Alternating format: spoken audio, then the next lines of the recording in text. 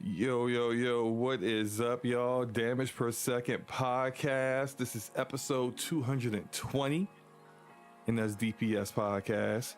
We are back on a fine Thursday night feeling all right.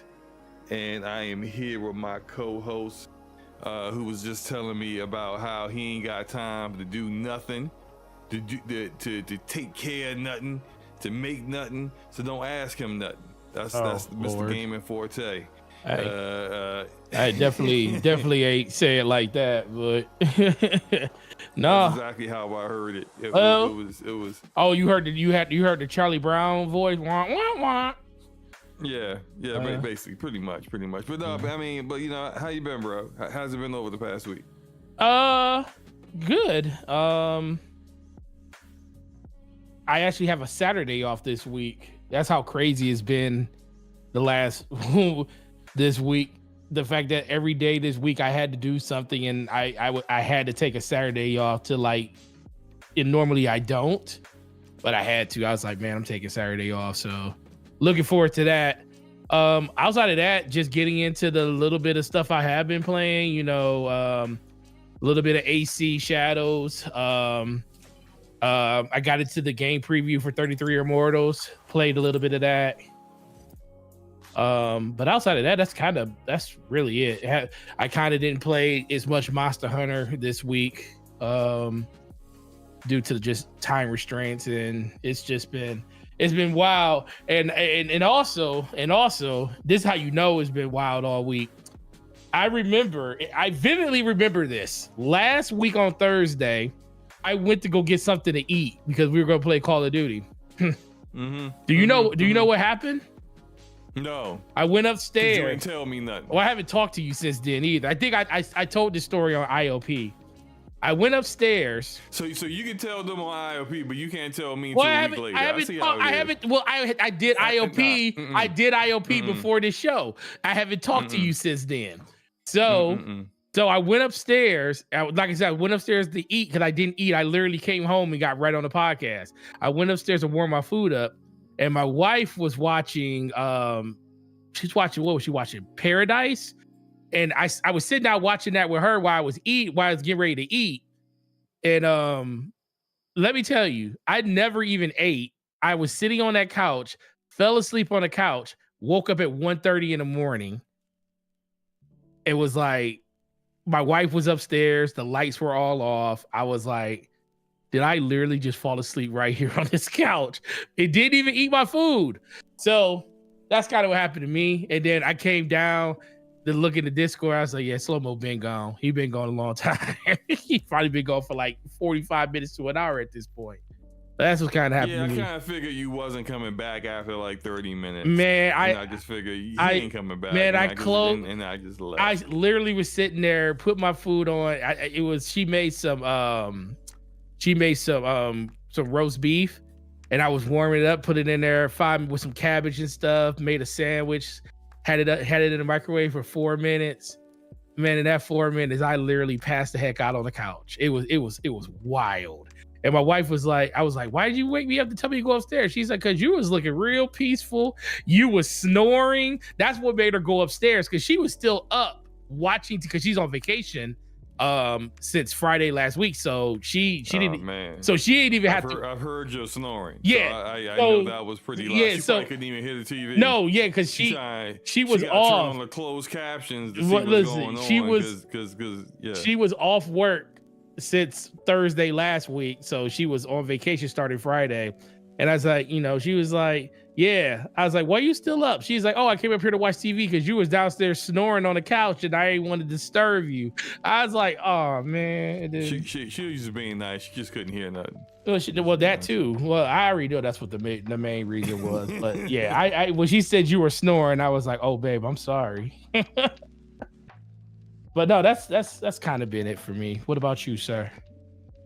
Well, game I got on the Jumbotron is a nice little indie game called Mayhem Brawler. I think I saw this.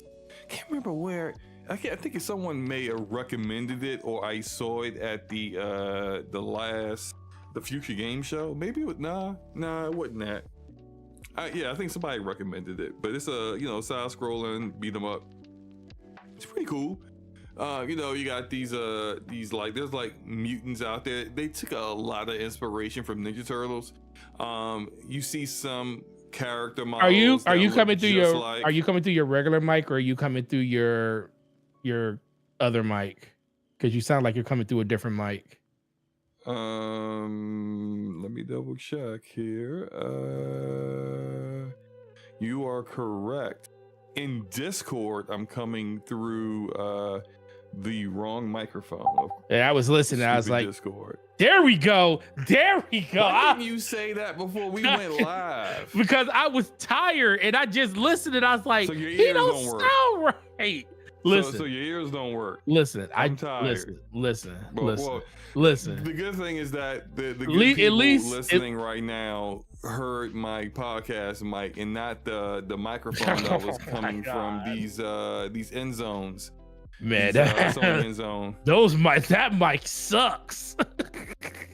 Great. Once again, something you could have said before we went live. Well, but you chose not to. Well, okay. Listen, I was listening to you talk and I was like, why does he sound like he's in a hallway? And then I was like, maybe he got the wrong mic input. And that's when I asked you. Anyway, yeah, this game's okay.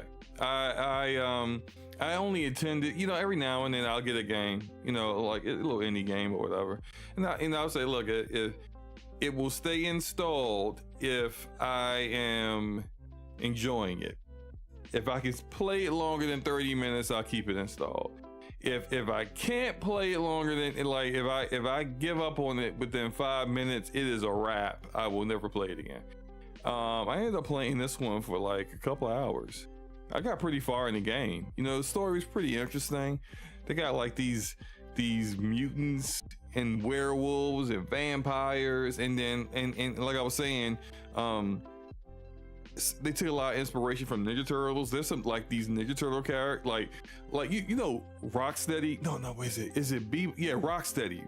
There's a character that looks just like Rocksteady, and he has a line where in the line he says Bebop in the line, but they capitalize B and Bop, so you know like what they're referencing.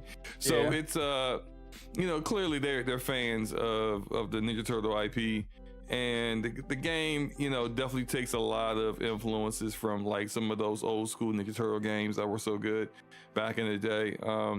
I've only used this girl. She's got, I don't know what her powers are, but she puts up like these green like shield things. I don't know, but there's a huge dude, you know, that is like a mutant looking dude, and I'm pretty sure he just plays like, you know, a big guy.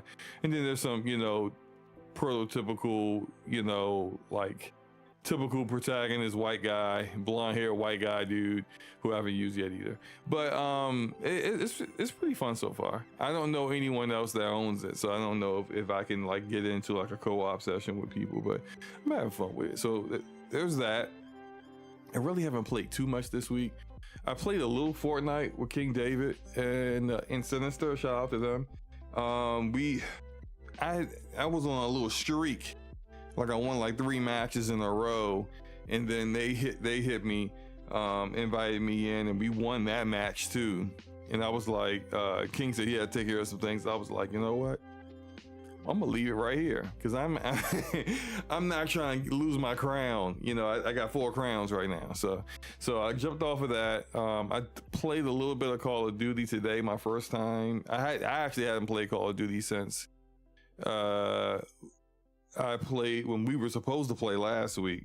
I played a few matches, then got off. I haven't played since then. Jumped in there today. There's some new map. It's actually, I don't think it's that new. I think the map is an old map. It's a yacht. Oh, it's like it's one of those small maps, like super small maps, where it's just a yacht, and you're just kind of like fighting all over the thing. And yeah, man, I kind of went off. I mean, I had like you said I kind of went off. I had like 80 or 90 kills or something like that. Oh yeah, you was playing in the kids lobby. I think that I should not have been there. Like, I don't know. I'm playing solo, so like, you know, I can't blame it on skill-based match. Maybe I hadn't played in so long, it reset my skill-based matchmaking or something. Because typically my lobbies are pretty ridiculous. But yeah, they had me in the wrong spot. I almost started to feel bad for them once I got around 60 kills, and I ain't feel that bad, but I felt a little bad.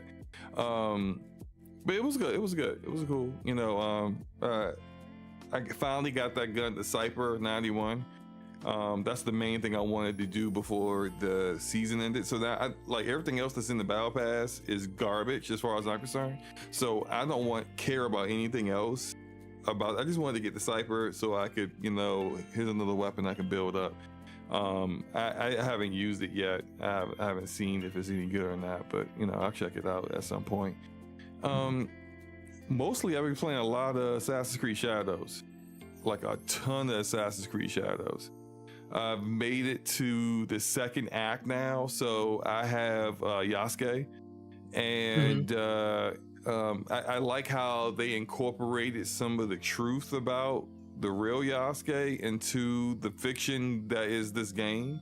So how in the true history of Yasuke, he in the beginning cutscene is kind of very loosely how he became in the service of Oda.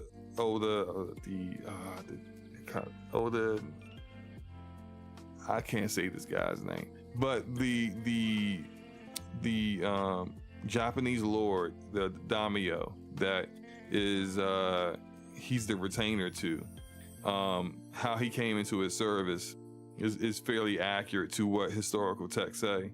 And then how you get him, I'm not going to say how you get him because then that's spoiling the game, but that's also very similar to Oda's part of Oda's history and the last like known information that we have on Yasuke in history. So I thought that was pretty cool how they incorporated that.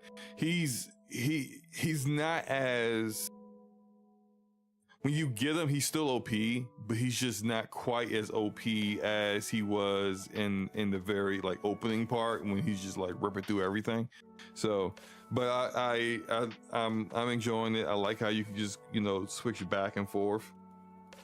I know some people were complaining about how he can't like use the grappling hook and he can't be as vertical as Naoe can, but that's because he's not supposed to be like. And now that I'm playing as him in those sections, there are just certain things you're supposed to do with her.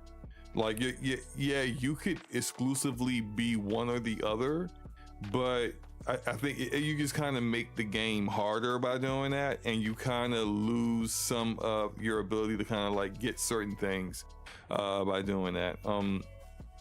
But so far I'm still enjoying it, still playing through it. I think I got him at probably about 17 hours, so roughly around the same time period that people were saying it takes to get, you know, back to Yasuke.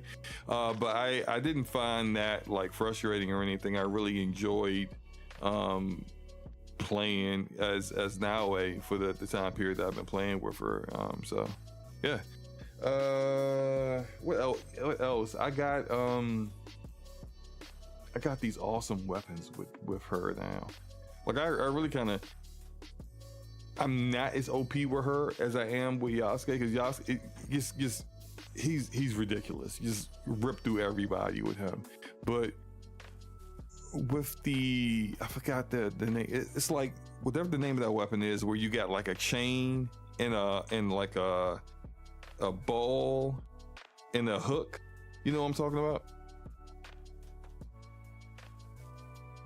Forte? Oh, I was just talking and I had myself muted. Yeah. So like that kind of thing. I have that weapon. That I like the little short knives where you just stab people up. The Tantos. I like those too. I actually don't like the katana blade combat. Like you're kind of forced into it in the beginning, and it's okay. but the Tontos are better. That other weapon I just mentioned is like my favorite. I'm just gonna stick with those, even though I got a pretty good katana blade now with a dope name. It's called like the Bloodshade, and what it like it's a I got with her I got nothing but legendary weapons. I don't have any legendary weapons with Yasuke because I just got them, but like they both get their own gear. They both get their own like knowledge points. So there's like places you go in the map, and then you can do whatever the mini game is to kind of increase their knowledge points, and you need that to increase their knowledge levels, which then unlocks more of the skill tree. So I am at a certain level with her, but his levels are different because he's got different knowledge things and different side games and stuff. So but yeah, I'm enjoying it. I'm having a great time with it. Game apparently is at like 3 million players at this point. So, and Ubisoft has spoken glowingly about how well it's done. But of course, there are people who are using the news that came out today that try to claim that the game is doing poorly, which makes no sense. Deals that take months to be completed have nothing to do with the sales of a game that's been out for a week. It's just pretty freaking ridiculous because some of the stuff that people come up with. That said, you ready to get into these rapid fire topics? Yes, sir. You know, people ain't got nothing to do with their lives. They just out here just peddling on, making stuff up, basically. just making stuff up. So first rapid fire topic of 7. Of 2, actually. WB. Oh, by the way, we will be joined by Game Logic at some point. He's got to handle some family things, but he's going to come through at some point. So look out for him coming through in a little bit. But WB Games has canceled Hogwarts Legacy DLC. And the definitive edition, I'm sorry, a Hogwarts Legacy expansion is how they defined it, and a reissue of a definitive edition due to the company restructuring, essentially. They also say that the project that they canceled this week, well, not today, this is actually more of like a Bloomberg report. So this isn't like nothing was officially said. WB actually never officially announced this. This was something that was leaked out by Bloomberg last year. So I just want to clarify that. But WB canceled the project this week, and in some parts due to concerns they had internally that the amount of content that they were making was not substantial enough to justify the price being considered, which I would say maybe don't call it an expansion and instead call it just DLC, and people don't think that you're doing something grand at that point, you know.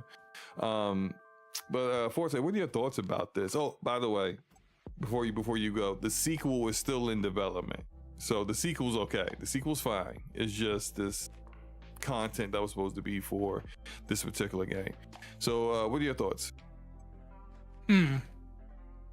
I think for the most part, that game came out at what, 2023, right? Wasn't 2024, was it? Oh, man, it was 2023. Like it probably was 2023. Yeah. Yeah, like February. So it's been over 2 years. Part of me feels like, not that the DLC wouldn't have done well with Hogwarts Legacy, but I think it probably got ambitious enough to the point where they probably felt like they could put it in. They could just go ahead and put it in the sequel, especially since they probably missed some markers on getting it out fast enough to retail, not retail, but to sales right now. I think if this game came out last year, it was still within that 1 year, I think they would probably still push that DLC out to people now, because it's still selling great though. Like, I mean, like I still see it charting on the Nintendo Switch. Yeah, it's still doing well, but I also think it's probably a lot to do with the fact that, like I said, the DLC probably just got bigger than they thought it was going to be, and then they said that the concerns they had is that it wasn't big enough. It wasn't substantial enough. Well, so they to probably justify even making it a paid thing. Oh, well, if that's the case, they're just gonna fold that into the next iteration of the game. Then it's gonna be part of that. At this point, I don't think they scrap it or anything. Especially if they had a paid model. With the game, like I know when they released the game, the deluxe edition came with extra content, but that stuff was already there for those people that already had it. So this isn't stuff that people paid for when they bought the game and they're not getting it now. I guess they're just deciding to push this DLC that they were going to make a paid DLC to a later date. Pretty much like Elden Ring did with Night Ring and everything like that. And all the other DLCs that they have coming out for it. I think the biggest difference is they're not making a part 2 to Elden Ring right now. We know at some point there probably will be another one, but right now they're still just building on the one that they have. Whereas Hogwarts, they already probably made the commitment to start working on the next game. And since they didn't feel like this was substantial enough to charge for, which I find interesting because we don't really see that often from publishers and stuff. They normally say, we can put this out and make some money on it. Let's do it. Especially since the IP is really, really hot right now due to people still buying it, at least in a game form. The fact that they are making the decision to push it off, and like I said, they didn't say what they were doing, but like my assumptions are that they are just going to fold it into whatever the next project that they're doing, and it becomes a part of that. And I think that they will actually build, since they already have that, they'll probably build some stuff in development of the sequel or whatever they're going to do with it to have DLC that's going to probably come out faster and more, worth the price that they're probably going to have people pay for it. And it'll probably be something that's going to be bought day one when you buy a particular version of the game or when you buy DLC for it later on. So I don't think this is going to be lost or anything. I just think that it's going to be something that you're going to see as a package with the next game when it does come out. Okay. Welcome, Game Logic. Appreciate you coming through. What are your thoughts on this? About, I don't know if you heard everything I was saying about. He don't care about it. Maybe you can let him speak for himself. I already know what you're gonna say, but go ahead. All right. Well, Logic, do you care at all that DLC and the definitive edition of Hogwarts Legacy was canceled? Oh, Hogwarts Legacy. I thought y'all were talking about Elden Ring. No, I was using that as the Forte comparison. Was rambling about Elden Ring, so he just got there. Yeah. He definitely don't care about. He definitely don't care about Elden Ring. yeah. I was Forte's got it. I don't care about Elden Ring. I don't care about. I don't want to say I don't care. Yes, you do. Yes. Just go ahead. Just say it. I don't want to say I don't care about Hogwarts. Look. You guys. You know that I get happy for other gamers getting stuff that they want. Right. I don't personally care about Hogwarts Legacy, but I know that there are people out there who wanted that. So it's unfortunate with WB and all their struggles. In fact, I mean, quite honestly, for all the nickel backing that gets done on Ubisoft, I kind of feel like Warner Brothers deserves a lot more of that. Agreed. But yeah, it's unfortunate, but it doesn't affect me. I mean, I'm not going to lose any sleep over it. I think it depends on, because that's the way to look at content. If you say it's not substantial enough to justify, like, for example, the gameplay I'm showing right now in the Jumbotron is the Dark Arts arena. And you could go into this arena and it's just like a horde mode kind of thing. And I played in this thing a lot. Like when I played the game, even before I beat the game, I played in it a lot because like this particular character is a Ravenclaw, but you still have access to like the bad magic. What do they call it? The curses, right? The magic that's like, ooh, don't use that. Even though I think it's probably more humane to use that than say, I don't know, burning someone alive like the regular what they call the other ones? They try to give it a nice name. It's like not charms. I forgot what they call it.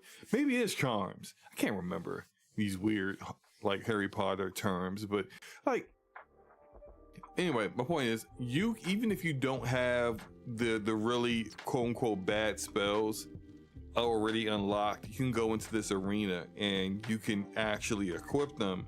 You have access to them when you're in the arena, and it's pretty fun, like to just straight do a spell and just murder a person immediately. And this, I'm not saying I'm not justifying or saying I know how long it took for them to develop this, but depending on what the content was, or if it was say Quidditch, how like people wanted them to bring Quidditch into the game, like it could have been like not a lot of content, but if it had a lot of replay value, that may have justified it still being made. Like what I'm saying is that I don't trust WB to make these kind of like decisions as if like a gamer really told them this isn't enough content. Like I don't trust WB with that kind of stuff, because they were the ones that saw Hogwarts Legacy success and was like, yeah, we need to make a live service version of this. And it's just like, no, you don't need to do that. You just need to make more of what people like, stupid. And it's just, I don't think they have a finger on the pulse of what people really like or care for. And so when I see things like, oh, they didn't think it was substantial enough content, like I really want to know, well, what was the content?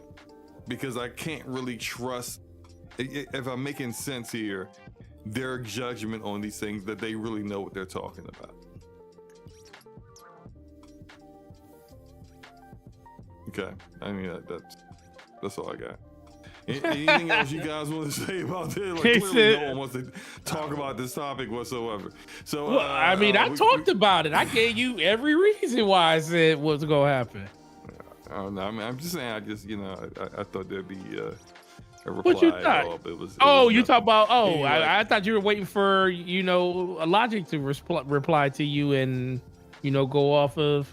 I mean, that was for either one of you, but clearly, as you both have said, neither one of you care about this game. So we just gonna move on. Oh, I didn't say I never said I didn't care about it. I said, you said, Logic, how do you feel about it? And I said, Logic doesn't care about this game. So that's what I said. I never said I didn't.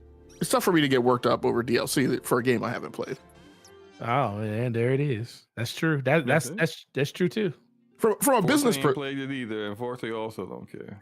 I never said I didn't care, but okay. From a business perspective, I mean that's I don't want to say that's all I have to say. But like, look, Warner Brothers is effing up. They're stinking the place up. I mean, quite honestly, much more so than Ubisoft. Like, I'm not really worried that Ubisoft is going to go away.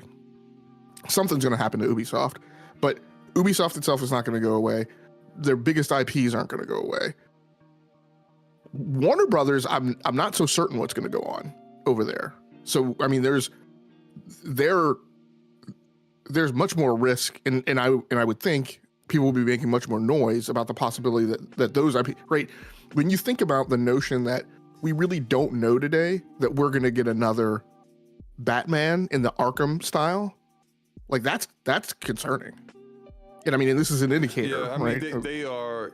they're working on a Batman Beyond game in that style, but yeah, I mean, you're kind of agree that like whether it actually comes out is a whole different story. Like who knows if it actually is going to make it out into actually being launched at that point, considering how WB has been going. They tried to sell their division, and then they made a merger with Discovery, and then I guess Discovery wanted to keep it, and now they got what's the guy from that did the Guardians movies? What's his name? I want to say Zack Snyder, but that's not it, because Zack Snyder used to be the guy that ran the DCEU. Who's the guy that runs the Peter Gunn? Yes, James Gunn, not Peter Gunn. James Gunn, yes. James Gunn. Peter, I was like, Peter Gunn's the spy Peter music. Gunn. Who's Peter Who's Gunn? Peter? Oh, you can tell who was in band in high school. So James Gunn has said that he wants to incorporate what he's doing with the DCEU into gaming and have like continuity, like story wise, what they're doing. And so they've got plans with gaming, but who knows how long, like, you know, considering how like it seemed that it was kind of teetering on the edge there of them just selling all their studios. And then, wait a minute, hold on. Didn't they sell? What? Didn't they get rid of Monolith? They shut Monolith down. Yeah. Wonder Woman and Monolith Wonder Woman got canceled. They shut Monolith down. You know, Nemesis engine is not Nemesis. What Nemesis system is probably, you know, kaput. It's just they're just all over the place, I think, and so it is kind of difficult to kind of see where it goes. But I do want another Batman game, and I would like a Hogwarts Legacy too.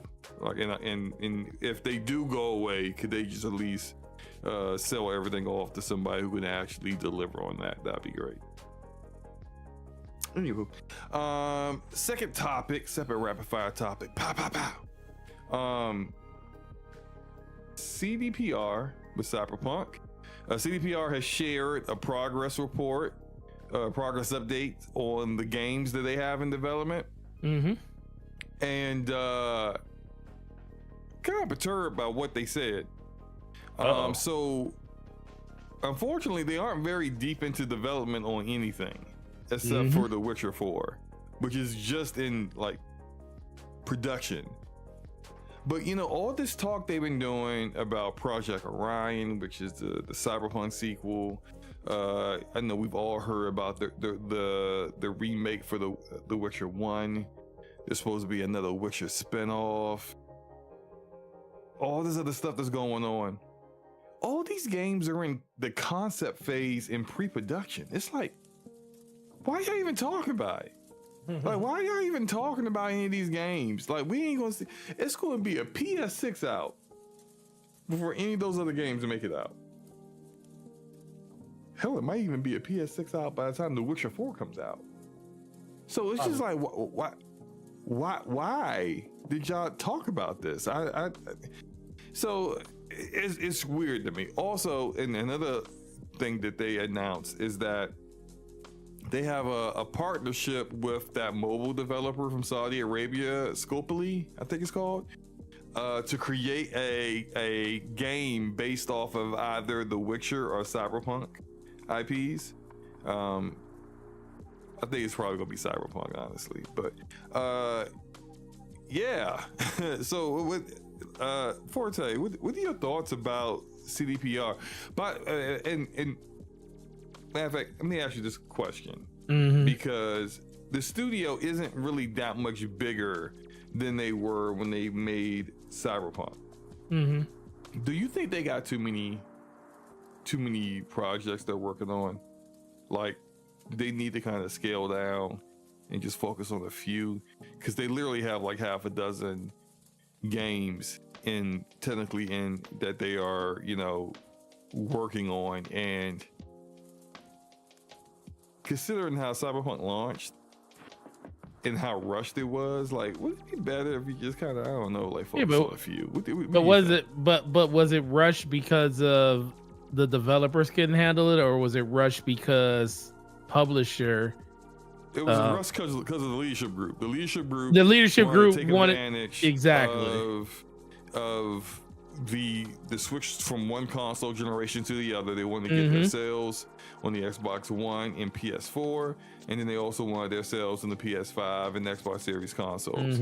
So they forced a game that should really needed like 2 more years of development out in time for that. And so considering how Witcher 4, as I said, might not, you know, make it until PS6 comes out or close to it, I mean, are we going to be in a similar situation in a few years? I mean, what do you think?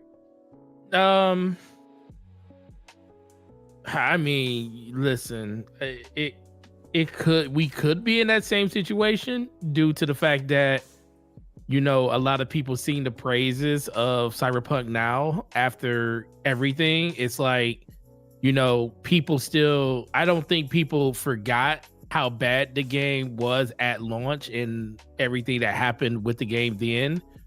But the fact that they were able to turn it around and fix it, and it's still one of the best games that came out during that generation, is still going to move the needle on whatever they do that's going to be next.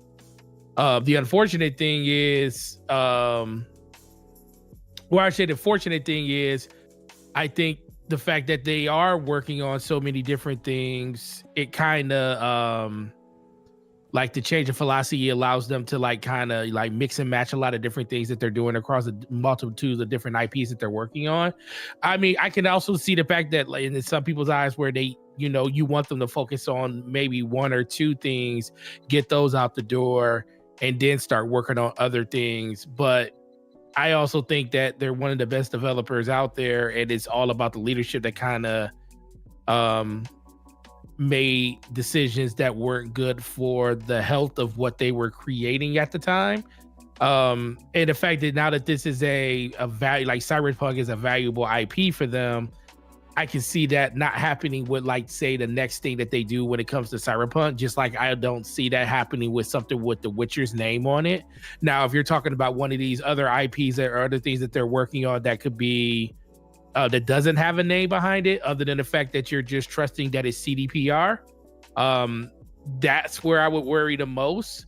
But I also think that they're going to just, you know, even if it's going to take longer to make the next Cyberpunk or the next Witcher or whatever it's going to be, I think it's going to, they're going to get the time for that. But I do worry about the other IPs and stuff that they're working on. But with that being said, you know, it's all about the leadership at this point. And if they want things to be different, then they have to be different themselves.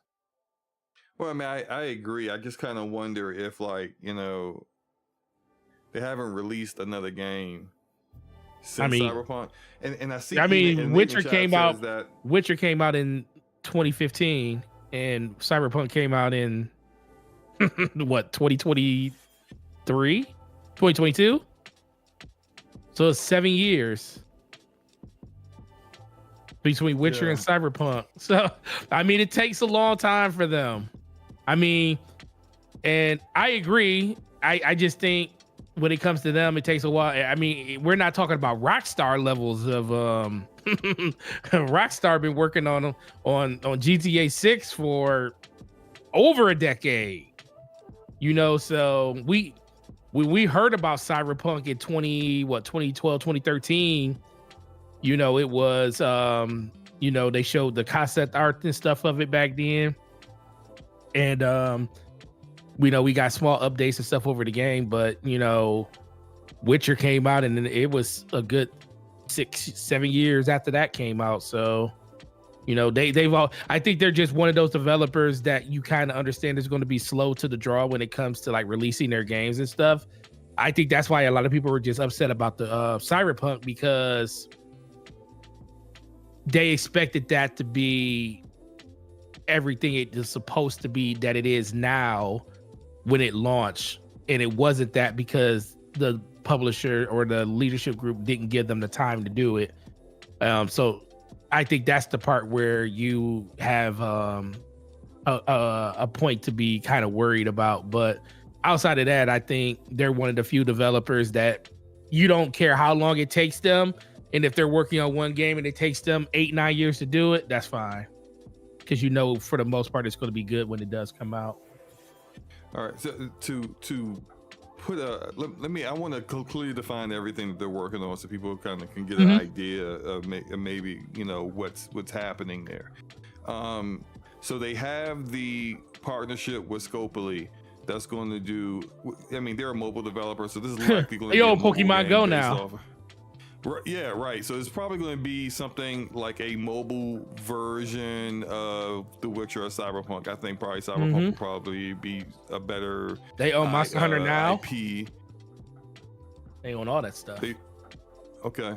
what CDPR is doing themselves is Project Cyrus, which was rebooted a few years back, but now remains in pre-production.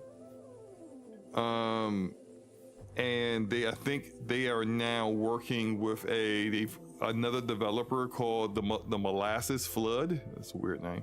To then help, I guess, probably get that game along. There is the Witcher 1 remake, which was announced in 2022, and that's still in the concept phase. So like, I guess that's part of the reason why I was kind of shocked. I'm like, that's still in the concept phase? You announced that like 3 years ago. Well, this is what I'm saying about like, are y'all, why y'all talking about stuff that like you don't even have in like pre-production to even, you're not even like really developing this yet. Why are you talking about it? There is a new IP that they're working on,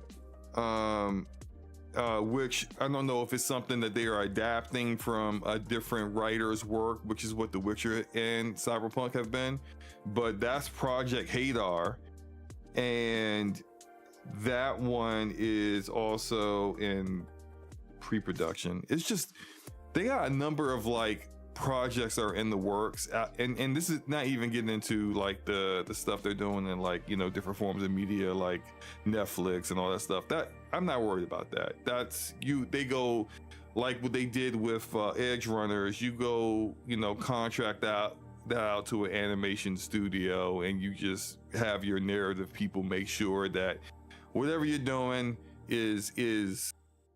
has the continuity that, you know, it's supposed to have compared to your IPs and your video games, whatever. It's just all these other projects they're working on seems to be a lot. But maybe it seems a lot because they're talking about it, and most people don't talk about these things if they don't have nothing to show. You know, kind of similar to like, remember when Naughty Dog was talking about Faction 2, and they had Neil Druckmann at Summerfest showing concept art, and I was just like, bro, you don't even have a trailer, like an announcement trailer for this. Can you just don't even bother? Like, don't show this until you got something to actually show. Then that gets canceled, and it's just like, well, what were we doing here in the first place? So I don't know, maybe I just feel like they should just not talk about these things or just focus in on a few projects. Logic, you've been pretty quiet here. What are your thoughts on all this? I mean, how long did CDPR talk about Cyberpunk? Oh man, they first showed a screenshot of a girl with the Mantis claws back in like 2013. Yeah, so I mean, I'm sorry, go ahead. I would say to be clear with that, that game really wasn't in development until like whenever the last expansion for The Witcher 3 went gold is when Cyberpunk really went into development. So it really kind of stayed in like a concept and then pre-production phase for that long, because they didn't have the bodies to kind of work on both games at once. It wasn't like the studio isn't set up, say, like a Respawn Entertainment that can like work on Apex Legends and then work on a Star Wars game at the same time. They're not set up that way. At least it doesn't appear that way. But go ahead. Right. I mean, yeah, and that's so for me personally. I feel like this isn't entirely out of sync from their normal set of behavior. Now, by the same token, I don't think that's right. I think they yapped their mouths about Cyberpunk for way too long, and I think that's part of the reason that led into the whole like way overhype, right? Mm-hmm. And then when it didn't meet expectations across the board, right? That's part of what fed into the problems. And by the same token, you know, and I do entirely put it on them, but I mean, part of that dynamic too is gamers get hyped, right, about their favorite studios and IPs, and The Witcher got so much acclaim that, kind of like we were talking to the GCP Discord this afternoon. I don't know if you were there for that part of it, but like we glom onto these games and just overhype them to oblivion, and for many games that just gets them into trouble, and many publishers. Mm-hmm. I mean, quite frankly, I felt like Sony talked way too long about The Last of Us Part 2. And demoed and showed that game. Like we saw the game like three times across 4 years before it finally came out. Yeah. And so I don't disagree with you. I guess maybe the thing to say is you would have hoped that after Cyberpunk, right, CDPR would have learned their lesson, but nope, here they go right back at it again. Right. But I just and to your point about speaking about things too soon. We see this with developers and publishers a lot, where they kind of talk about or show things too early, and then gamers get feel like they've been misled when the game comes out. And some things that were still kind of in the prototyping phase, they weren't quite certain it was going to make it into the final product, but they wanted it to. But at the time where they did a vertical slice of the game, it was in there, and people saw it and loved it. Then the game comes out and it's not there, and they're just like, yo, you just hit me with a bait and switch.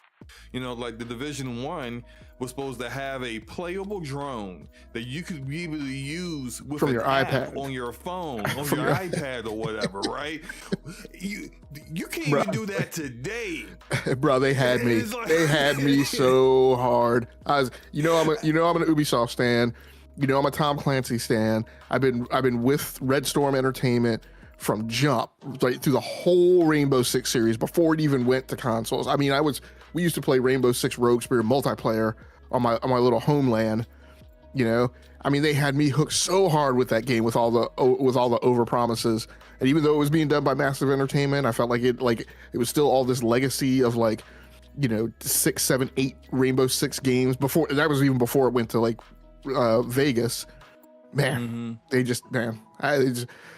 They just tripped me hard coming down the staircase, man, and I just hit my chin when all that. I played the first division for like a whole 5 minutes, and then I was like, "This is not what I was looking for." I'm almost embarrassed at the amount of hours I have in that game. Despite my disappointment, I still had a good time with it. And when I say Forte, probably my hours in the Division 1 might rival Forte's hours in Destiny. No, impossible. You say impossible? Impossible. I'm about to show you I took a screenshot of it because I was like, yo, it's freaking ridiculous. Let impossible. Me try to find it. So for me, when the division came out, you said Destiny 1. I don't know, whichever one you want to choose. Well, it doesn't matter. I mean, both of them are pretty high. Just which one do you want to go off of? Let's say 1, sure. Okay. In the Division 1, I've got every single achievement, so I have 100% of the game. I do too. I have 102 days. Oh no! I'm telling you, it's embarrassing. No. Oh no.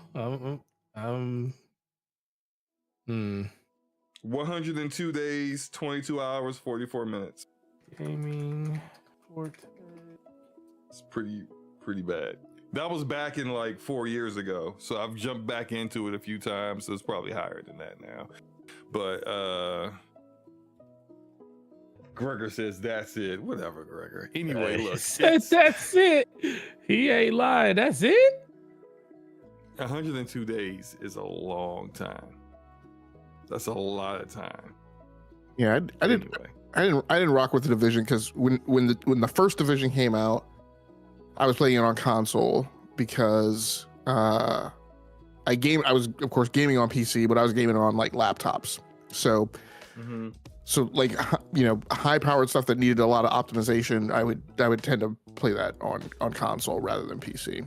Now when the Division 2 came out, I had gone back to building desktops, and so that's when I had power, and I wanted to play that on PC. But yeah, and then on console I was also playing it mostly co-op, with friends of mine, and I was just not feeling it on console.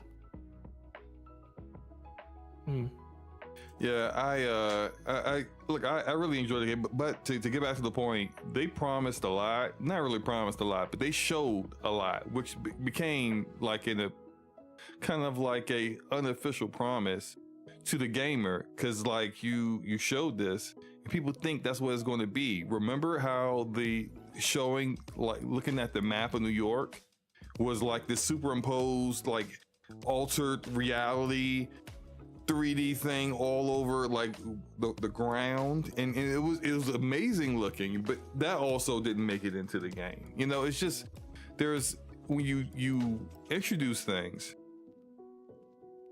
and it comes to find out that it's not going to be there, like you run the risk of really pissing people off. And CDPR did that with Cyberpunk. If you recall, in the beginning, Cyberpunk was supposed to be third person perspective. So that was one. It was supposed to be third person perspective. Then they went from that to first person perspective once they started to really start working on the game. And then they were like, well, we'll have the cutscenes be third person perspective, so you can see your character in the cutscenes. And even when they started to like really show the game, remember when they had that like 45-minute gameplay reveal? And they had like wall climbing, which wasn't in the game. They had the cutscene. The cutscenes were third person perspective, which didn't end up happening. The only thing that remained, I almost feel like it was an accident that it stayed in there. They have never answered this question, but one of the endings, not one, maybe two of the endings show your character in the ending. And I feel like it was like a legacy thing that they forgot to remove when they decided to not show your character in cutscenes, because that's the only explanation of why some endings have that and some endings don't. But I just think they're not quite learning those lessons of show it when you know it's going to be solid and it's going to be in there, to kind of not deal with player disappointment. And I'm also somewhat worried that the success of the game, despite all the issues, Nate said, he played the game at launch on his 3080. Wait a minute, you see a 3080? Did he say 30? You mean a 2080? Because day one, I don't think the 3080 was out. Yeah, day one, it came out before the 3000 series GPUs were out. It was like, I remember when it came out, the most powerful GPU out was a 2080 Ti. You ready? So, yeah. What's your time in Destiny? 117 days, 66. So you got 15 days on me. Good grief. That's just Destiny 1. That's just Destiny 1. Destiny 2's 138 days. Good God, that's ridiculous. I know my Destiny, I know my Division 2 time is less than Division 1, but I also know it's not complete, because like I started playing it on Xbox and I switched to PC. So I would have to like add those hours together, but I don't think it's as much as my. I think it's Division pretty. The funny thing is, I forget the Destiny app tracks deleted characters, because I didn't delete characters in Destiny 2, but I have I have close to 300 hours in deleted characters in Destiny 1.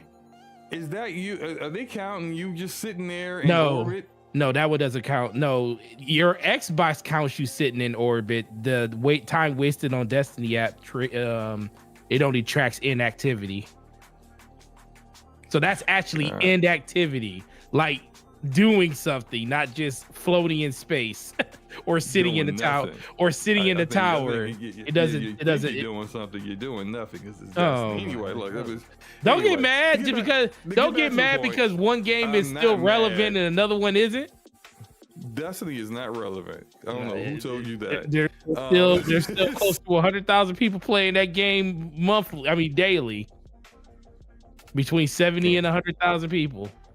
That game's not relevant. Anyway, okay, well, you tell me what's relevant there. To wrap this up, can we get back to can you stop derailing the topic? Thank you. Well, you the one that started throwing shots. I just fired back. Don't make me defend Destiny, man. I'm on the house with that game. No one needs you to defend in a intellectual property that you don't own. I'm not defending it that way. I'm just going against what you're saying. But go ahead.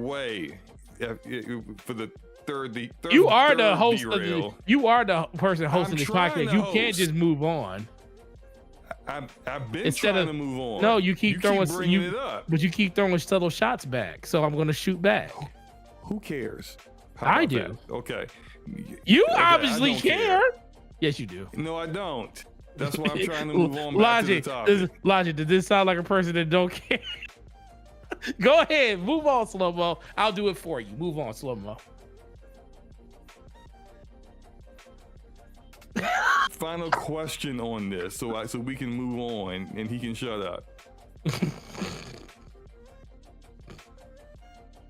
When it comes to CDPR's leadership, which didn't change, most of the time when people mess up, if the leadership goes, oh well, I'll resign.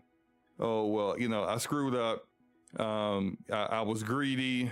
We got sued, class action lawsuits. I'm moving on. None of them people did that. They're all there. The same people who made the dumb decision to release the game 2 years early, those people are still there. Yeah, there were some people on PC when they played the game didn't have issues, but if you played it on the Xbox One or PS4, you had the game was broken on those platforms at launch. And was barely much better on current gen consoles. Like, these kind of decisions are just pure greed. And yes, they said they've learned their lesson, but some of the same behaviors that they were doing, like, I don't know if you guys follow their social media accounts, but like when other games would screw up, they wouldn't go as far as like Fragpunk did when it came to that other game, Spectre Divide, that got dropped. But CDPR would say stuff like, oh, they're charging you that much for all that content. The Witcher expansions were just $10. Like, they would say stuff like that, and you just be like, hey, why are you taking shots at everybody? And when it was their turn, a lot of developers was like, hey, I remember how you used to talk, and yeah, I hope you enjoy all the smoke you're getting. And they don't speak as spicy as they used to, but every now and then you just kind of see a little tweet, something here or there, and you're just like, hey, you might want to slow your roll. Like, did you not learn from last time? And I get the feeling with leadership, they didn't change leadership. It's the same people. And they never really, like, the game sold 13 million at launch. First month, 13 million copies sold. They had to deal with like 2 million refunds, which is mind-boggling, right? 2 million people refunded the game, and they still, and at that point, they still sold 12 million, and they still had 13 million. Yep. Yeah. So it was really 15, but it was 13 after the 2 million refunds. It's a successful game financially. That class action lawsuit, they sell that thing, they still making money. The game, after Edge Runners, had like a 300% increase in sale. This game, when Phantom Liberty came out, they sold 5 million more copies, I think. Like, they really never really got their comeuppance for the decisions that they made. Not saying the devs, right, but the leadership, that is. So when you get away with it, what do you really feel bad about what you did?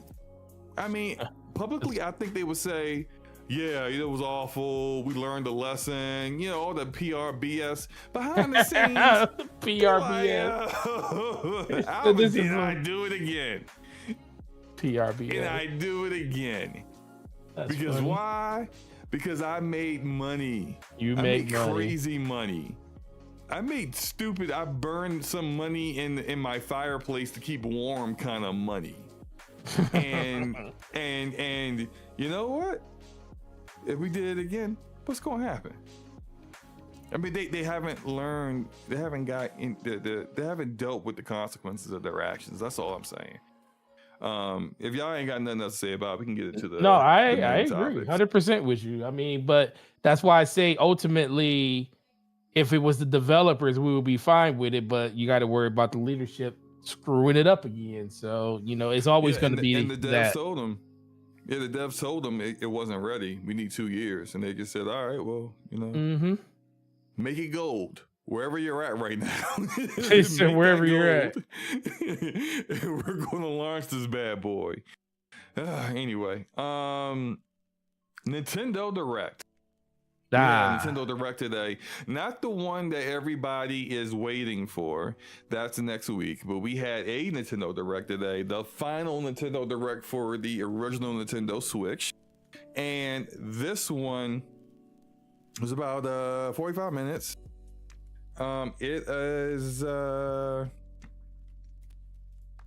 gonna keep it a buck. I ain't care for it. I had a feeling you was gonna say that. I didn't like what I saw. I wasn't happy. Just because there was no Fire Emblem there. That's why.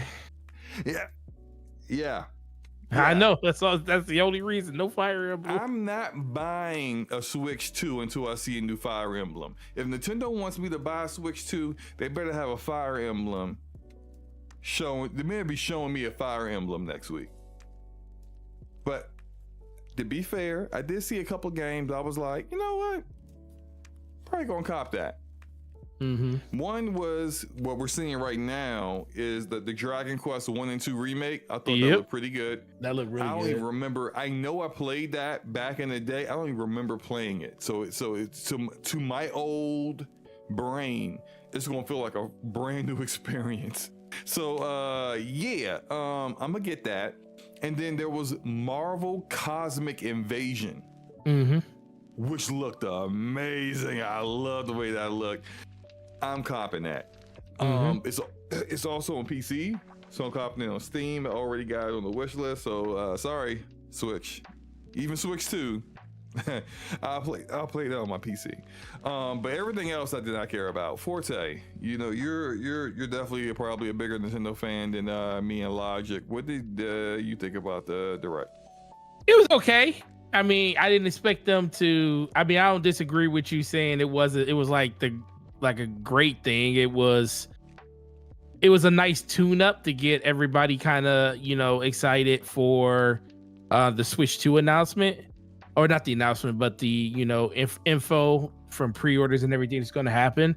I think this Direct was mostly just to get some of the smaller titles and stuff out of the way that people, and there were some big titles here too, but I think it was kind of just, let's get information out there about a lot of the titles that we have in development that's coming out this year.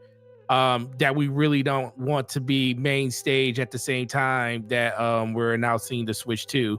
But there's also kind of as much. Because they kind of figure like from starting next week on into the launch of the Switch 2, it's gonna be nothing but Switch 2. Like they doing a whole like world tour thing, and they got all this stuff going on. They ain't got time to be promoting some little old game from a third-party developer.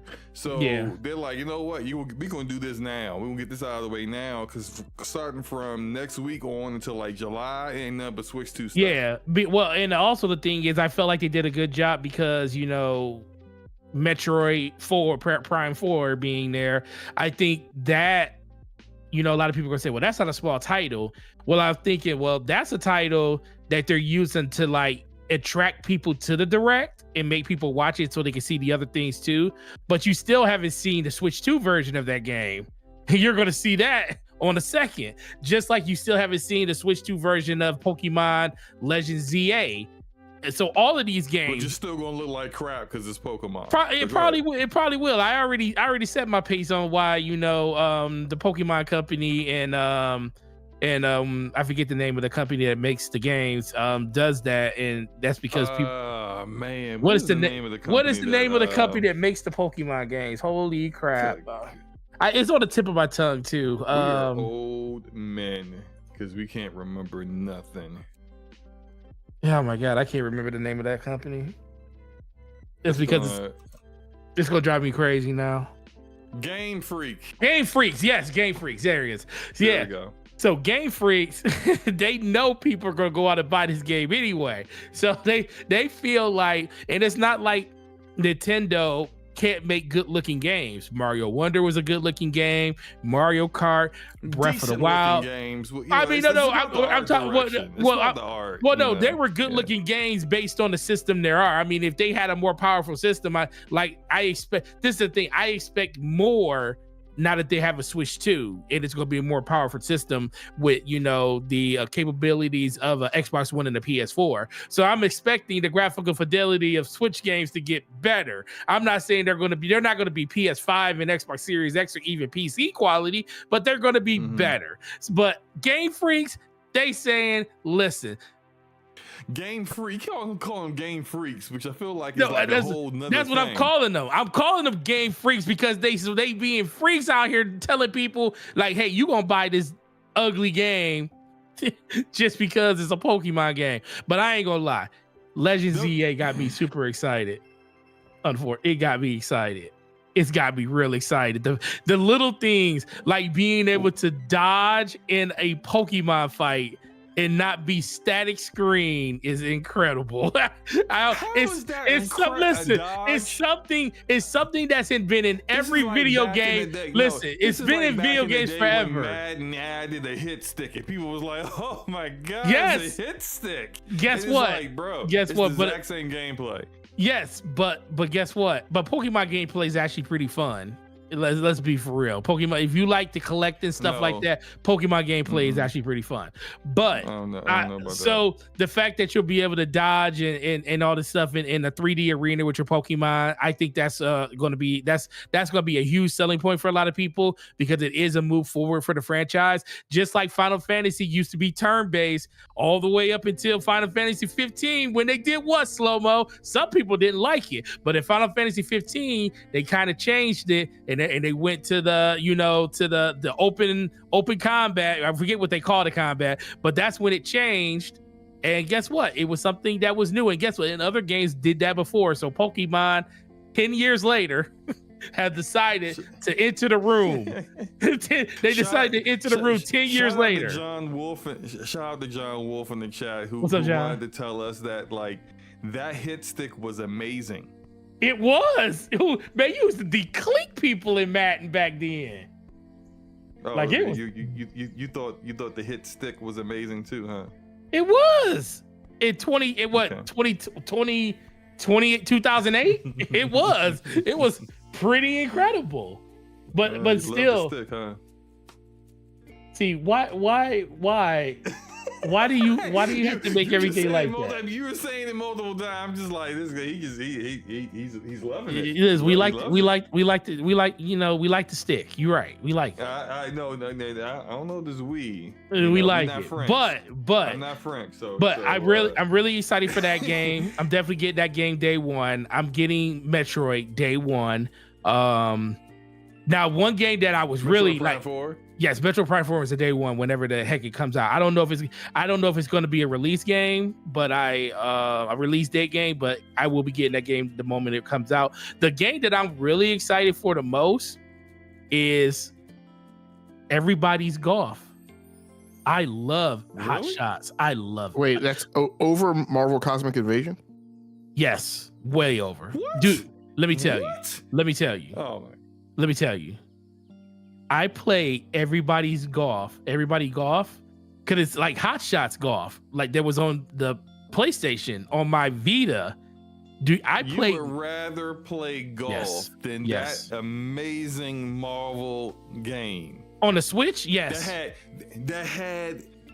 Did you notice the animations look like they were ripped straight from like the Capcom fighter games? Yes, I didn't say I would rather play golf.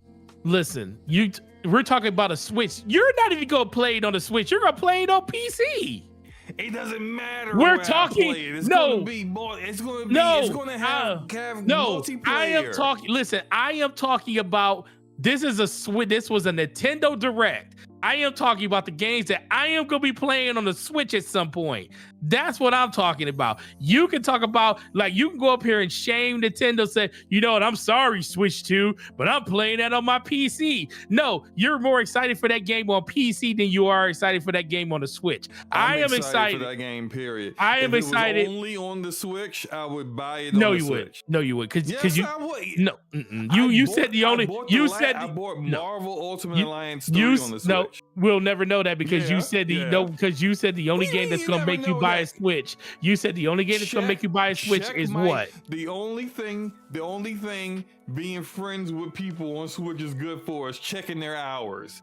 Go to my Switch name. No. You said you are not. You said look at my games. You will see Marvel Ultimate Alliance 3. Once again, and you'll see I spent maybe about good 50, 60 hours in that game. Because you already had the Switch, but you already said you wouldn't go out and buy a Switch for any game unless it was a particular game. It ain't Marvel anything. You'll play it on the Switch if you have it. But you're not going to go out and buy a Switch for it. You know why you're not SloMo? Because you could play it on your PC. Don't try this mess with me. You're going to play that on your PC. I said I would not. I'm not buying the Switch 2 until I see Fire Emblem. Exactly. I still own the Switch OLED. Okay. So when the Marvel, if that Marvel game, why I can't say that? Why is the whole title? What is it called? Cosmic Invasion. Cosmic Invasion. Yes. Cosmic Invasion is only on the Switch. It's the way Ultimate Alliance 3 was. Then you would buy it. But it's not. Because look, I said I'm not getting a Switch 2 until I see Fire Emblem. I still own the Switch OLED. I still can play it on once again. But you're not. Why not? Just okay, then go buy it on the Switch then. Why are you gonna play it on your PC? Buy it on the Switch. But I don't need to. But I'm saying I would if I had to, but I don't need to, so I'm not gonna. No. So you would go out and so if you didn't have a Switch, you would go out and buy a Switch for that game. No. What I'm saying, no, that's not no. But that's what I'm saying. I already have a Switch, so it doesn't matter. Oh my God. Okay, SloMo, sure.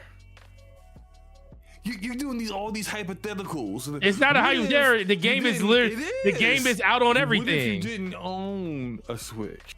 I do own a Switch. No, I'm just going off of what you said in the past. Like I said, you said over Marvel Cosmic. What? I'm like, yeah, because I'm talking about playing it on a Switch. Is that golf game only on the Switch? No, it's on PC too. But I'm gonna play that on the. I'm not gonna play. I wouldn't play that on my Switch. Everybody's golf and Hot Shots golf and all those golf games, I've never played them on the console. Even on PlayStation, I didn't play it on the console. I only played it on my Vita, played it on my PSP, played it on the Switch. I'm gonna play it on the Switch. Okay, I only play those in handheld mode because I treat them like Tetris. Okay. I'm just saying. I'm not saying Marvel wasn't exciting. I'm not saying that Marvel didn't look. It's not fun. You made a big deal about me playing. Where I was going to play. You playing what? You playing what? You playing what? No. Don't worry about it. Don't worry about it. No. You can't just walk away. You just can't run away from what you just said. How you gonna just run away from anything? You literally how you gonna say no? How you gonna say person and move on? What the heck does it have to do with me saying because it's a third party game it's going to other platforms? It's the simple. I just said that I am talking about it. You asked me why am I more? I said because it's on a Switch and we were talking about a Switch showcase. We're not talking about the future game show where all the games are being announced and they're going pretty much everywhere. We're talking about a Switch showcase. Every time a PlayStation showcase happens, don't Xbox dudes be like, let me look at all the games I'm playing on my Xbox. What they got to do? What they got to do? What they got to do? What they got to do with us, SloMo? What they got to do with us? Guys be like, man, I can't wait to see what's coming to PlayStation in a few months. What they got to do with us, SloMo? Do we do that? You did it. I'm sitting here. I'm just like, I want that Marvel Cosmic Invasion. Hey, look, I'm glad they showed it because I wouldn't have known they existed if they didn't. But now that I know it's on PC, I wish listed on my Steam account. I'm gonna play it on PC. Thank you, Nintendo, for showing it, but I'm not gonna play it on a Switch. No, because you tried to criticize the fact that I want to play it on a Switch, and we're talking about a Switch showcase. The only thing I am criticizing is that I cannot believe that you really want to play a golf game more than that other game. I don't believe you, and Logic don't believe you either. Y'all can believe whatever y'all want. I got more time in Tetris on my Switch than y'all got in any game y'all ever played. That's a lie. Okay. How many hours you got? I probably got well over 300 hours in Tetris. How many hours do you got on your favorite game, Fire Emblem?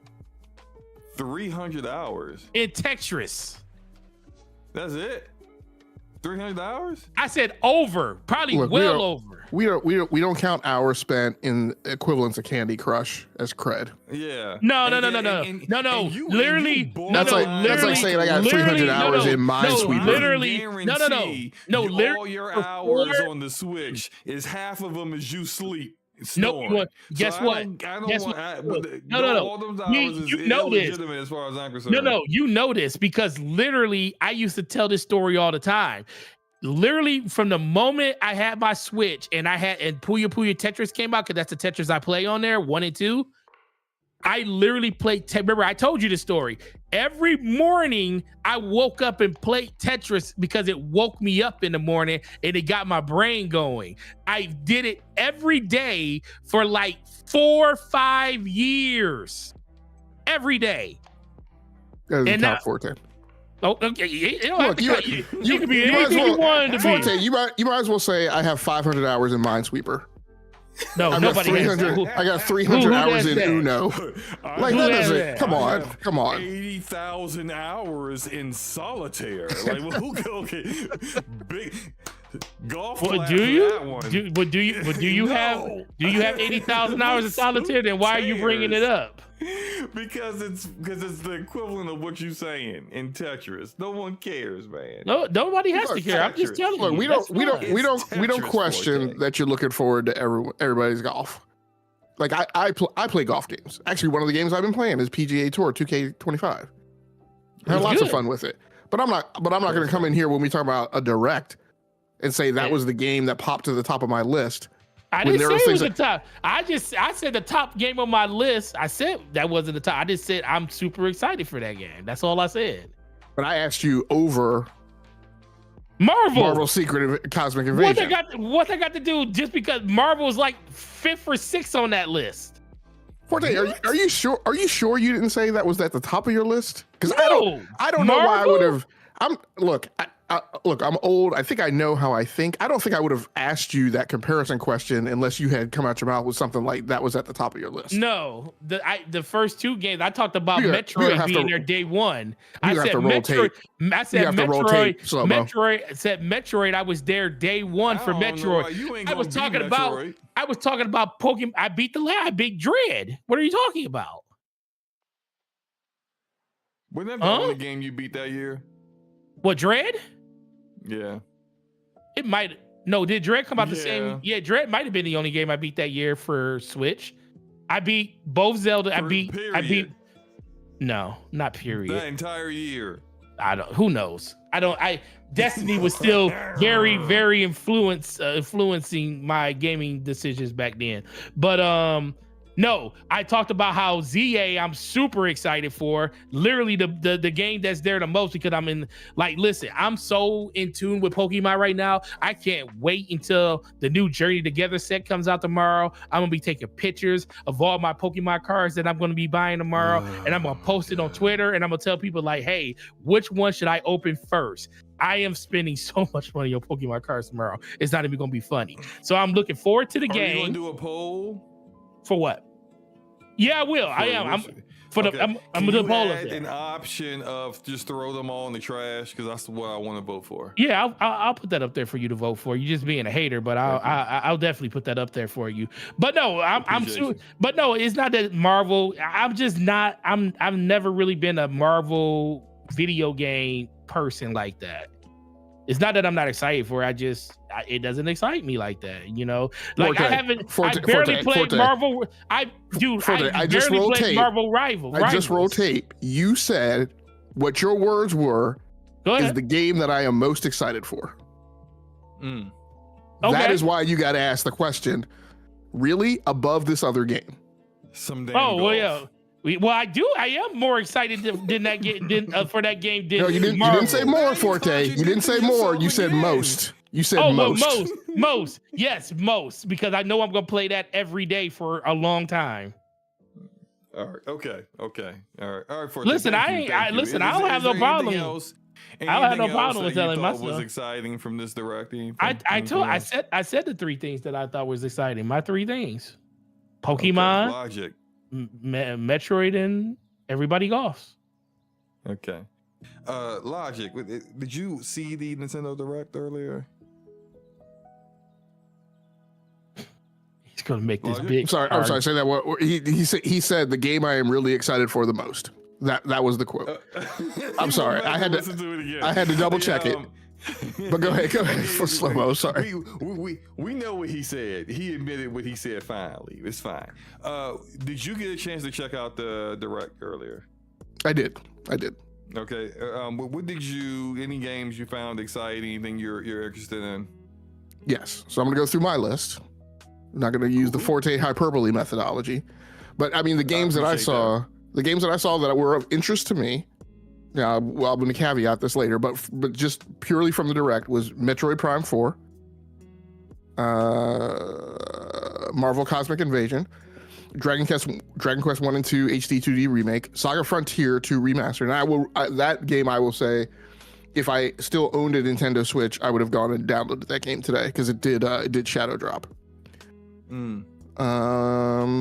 And then Shadow Labyrinth I thought was interesting. It was like this 2D side scroller thing, kind of to me looks like a Metroidvania, but then like you have this little assistant thing that you can do like combo attacks with, and then at a certain point you can kind of like merge with it and you like become like this mech. So I saw that, yeah. That's yeah, crazy. I thought it was pretty interesting. And I like the visual art style with it. I know E-Nate mentioned he was interested in Witchbrook. It looked kind of interesting. Kind of feels like it's a little kind of Hogwarts kind of game in terms of just kind of the content and the backstory and the plot. And then I thought Gradius Origins was interesting as kind of a throwback nostalgia title. That's what's up. Okay. Cool. So my other question to you guys is, what do you guys think? Okay. If they do show any games next week, I think outside the obvious, because clearly they already show like a few seconds of Mario Kart 9. You know, when they did the first reveal of the Switch 2, they show a little bit of it. So clearly Mario Kart 9 is going to be there next week. Probably Metroid Prime 4 running on the Switch 2 would be there. What else do you think will be there as well? I think Doom. As far as games goes, I think Doom's going to be there. The Dark Ages Doom? Yep. I think it's going to be a launch day game with the Switch too. This is why I don't think that's going to happen. I'm going to tell you why. Okay, go ahead. Id Software has updated the idTech, the game engine. I think it's on idTech 8 now, 8 or 9. They were talking about how they were incorporating ray tracing into the gameplay. Yeah, I know. You know you ain't getting no ray tracing on the Switch. I didn't say anything about ray tracing. You know that. I mean, you can also not get ray tracing on PC. So what I'm saying is that, like, this is going to be very much like how Indiana Jones is, which also runs on id Tech, where Indiana Jones by default has ray trace global illumination on by default, like you can't turn it off. Yeah, I know, because those systems all. I'm telling you, it's gonna be there. Well, I don't think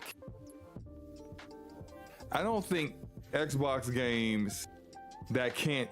I think the Xbox games that can run on the Switch 2 will be there. But and that if game the hardware will be there. can't handle it, it ain't gonna be there. I don't think the hardware can handle that. That game's gonna be there. So you think they're going to do a version specifically? Well, I mean, they got to do a version for it. They got to do a version that's got to completely change how they implement gameplay without ray tracing in order to work on a Nintendo Switch. It's going to be there. Okay. That's what I think.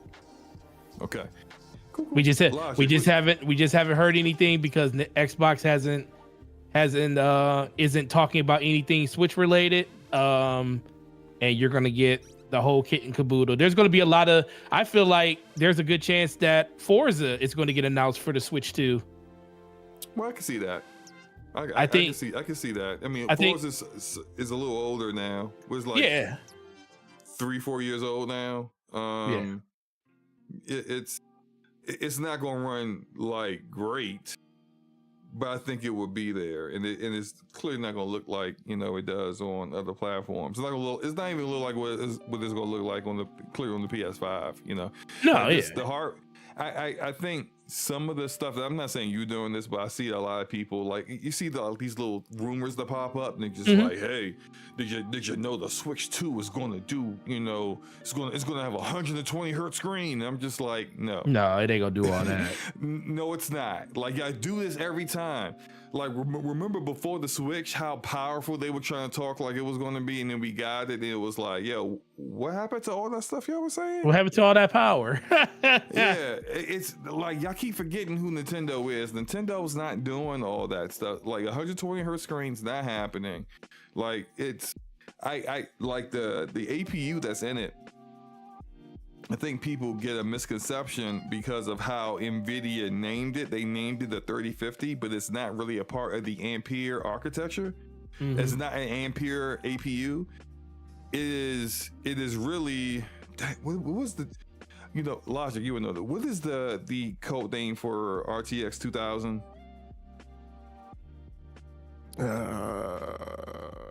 Was that Maxwell? Oh no. I can find it pretty quick because I was just looking at that earlier today. Yeah, but to get the point, the APU that's in there is really a part of the RTX 2000 architecture. It does have capability to use DLSS, and technically based upon how it's the architecture, maybe it might be able to do some light ray tracing, even though the RTX 2000 series cards were all for ray tracing. But you probably wouldn't want to put that in any of those games. More than likely, they will be using DLSS to kind of help a lot of those games look a lot smoother with the anti-aliasing, which you see seems to be missing in a lot of games on the original Nintendo Switch.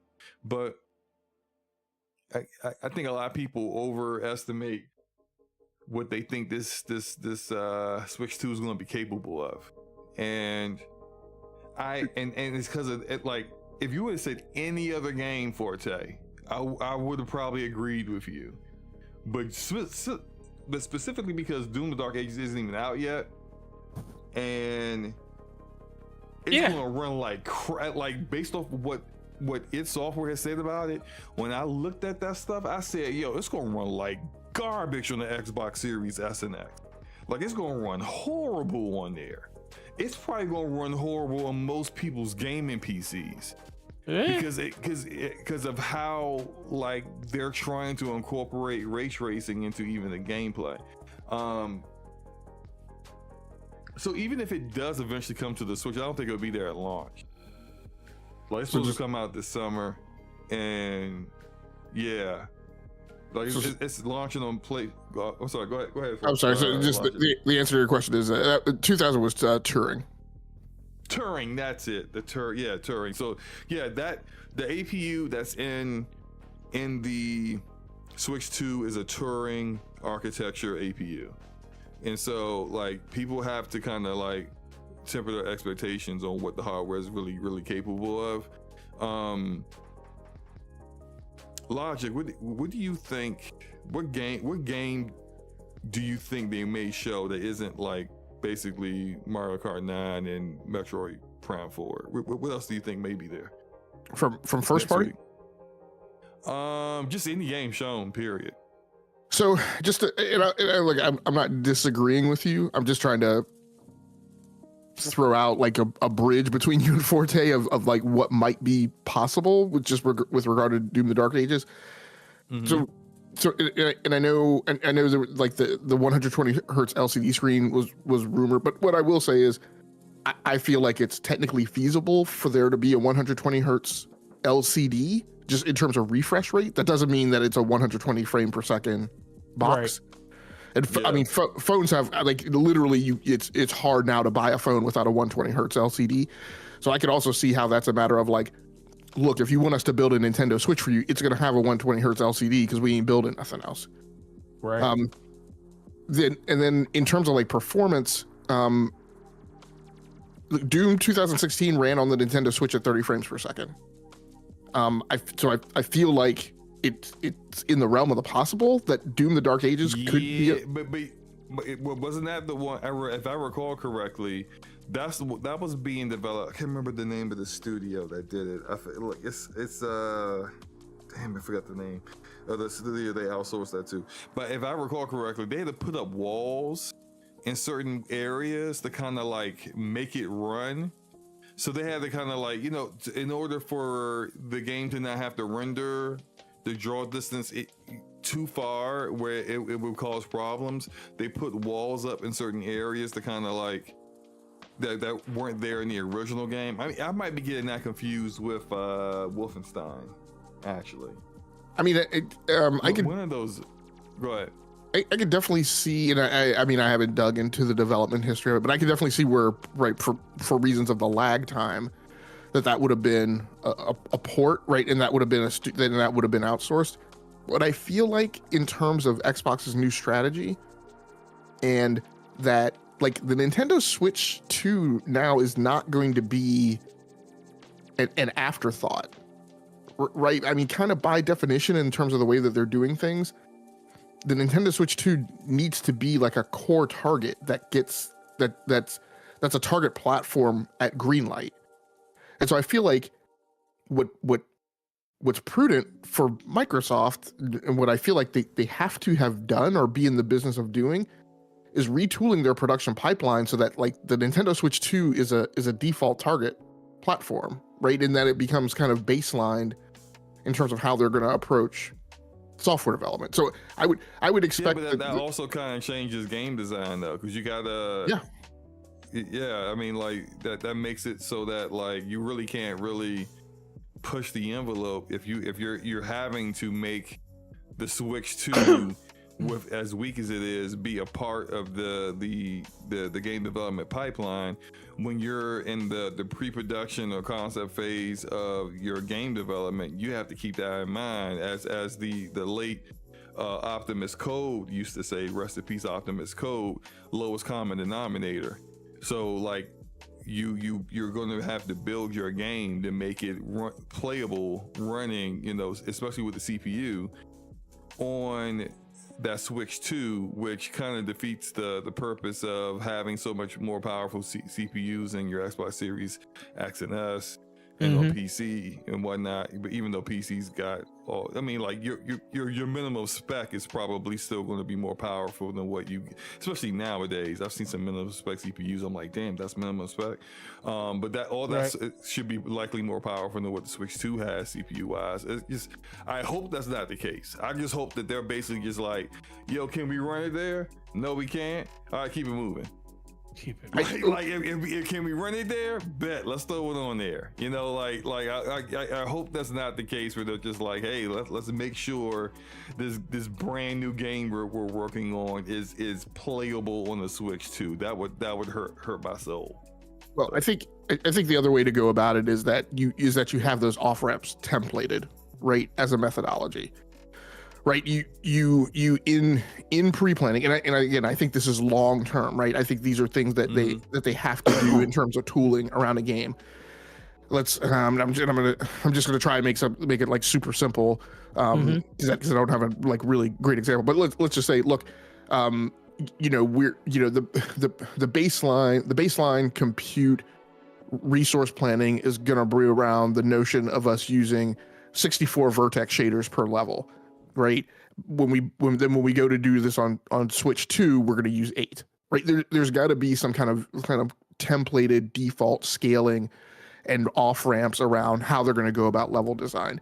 And I understand what you're saying. And I mean, I think what you're saying, I feel like, is the way that they used to go about it. Like, hey, let's build a game, let's deploy a game, and then let's evaluate whether it's going to Nintendo Switch 2. But I feel like the way that they're laying out their new business strategy, going to these other platforms is going to have to be front loaded. And one example of that, not saying it got there by the same decision process, because I think it got there by bad decision processes. That's going to be the case with Call of Duty, right? Call of Duty isn't going to be evaluated after the fact. They know that when they're building that thing has to go to Nintendo Switch 2. Right. So however they're going to get it in that smaller tuna can, it's prudent for them to figure that out up front, right, in the architectural stage. Let's just wipe away the whole 3 studios in this big production chain, right, in a loop over 60, blah blah, But at some point they're going to have to cut in. This is how we're going to architecturally and at critical design downscale to get this thing on Nintendo Switch 2. Right. That's going to solve 80% of the problem, and then the rest of it, like, we're going to have these periodic points where we're going to be trying to jam something into the smaller tuna can and it's not going to fit, and we got to figure that crap out. But the 80% solution is, here's the baseline template, here's the baseline template for the downscale. I see what you're saying. I would really hate if that is what was going on in the future, because I just feel like there's limits. Creativity is limiting the developers' game development. And as an Xbox first party, that's like, you're doing that for a platform that's not even your own. Like, you really have no control over how powerful or low powered that Nintendo makes their products. It's just not what I want to see. But no, Well, one question I want to ask you, this doesn't necessarily have to do with the Nintendo Switch 2 argument, but more of a generic question. Is it one of the big pluses of the id Tech engine that it's incredibly efficient, right? In that, in comparison to UE5, so like, you get a UE5 game, you might be on a current gen GPU and still have to fiddle around with that thing to get 85 frames per second. But is it the id Tech? Because I thought when I look back at Doom Eternal, like Doom Eternal ran like 100, like on a modern era PC of the time. Like, out of the box, that thing ran at 110, 120 frames per second. Yeah, but that was also an earlier version of id Tech, and current iterations are like, I'm about to look up the article that I saw when it came to Doom, the Dark Ages, and ray tracing, because when they were talking about using ray tracing in gameplay, like, it's a part of the gameplay, like that right there. Just told me, okay, so like Indiana Jones, which came out a few months ago and is about to come out on PS5, that has ray tracing on by default. Like, that's, to not have that in there, which you probably likely wouldn't if you put that on Switch 2, that's completely changing the gameplay, which also is the reason why I think that they likely wouldn't show that next week. Because even if there was something that was going to be, it's in the development pipeline to put on Switch 2, it's not going to be ready by the time this Doom the Dark Ages comes out this summer on PC, Xbox, and PlayStation. If you gotta make a whole kind of like different like build to this completely, where it's not using ray tracing within the game design for gameplay, then you need to make a whole different version where that doesn't work. Kind of similar to like how remember when Todd Howard was talking about the lighting system in Starfield, and someone asked them about, because like he said they created their own proprietary version of lighting in Starfield, and I can't remember in the context of why he said it, but like I think it was Digital Foundry that had asked questions about why didn't they do a more traditional way of doing that, to have both versions so that they could have a performance mode at launch. And Todd Howard's answer was, we would have to then create a completely different build of the game without this lighting system in order to do that. And they just didn't feel like all that work was worth it. And so I kind of think back about that, right?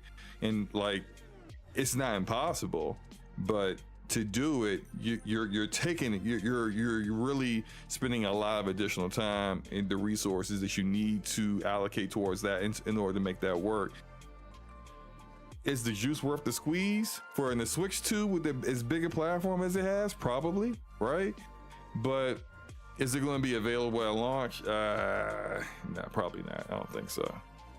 Yeah, I mean, and then as far as launch titles on the, I mean, it's so hard to predict, because what I feel like my gut's telling me that the order of IP rollout is not going to be a carbon copy of what happened with the original Switch. That, you know, so I don't know that I want to say, you know, there's going to be a Zelda game at launch, right? Just because that's what happened on the Switch. I also think that they're going to want to play around with that order of sequencing, right?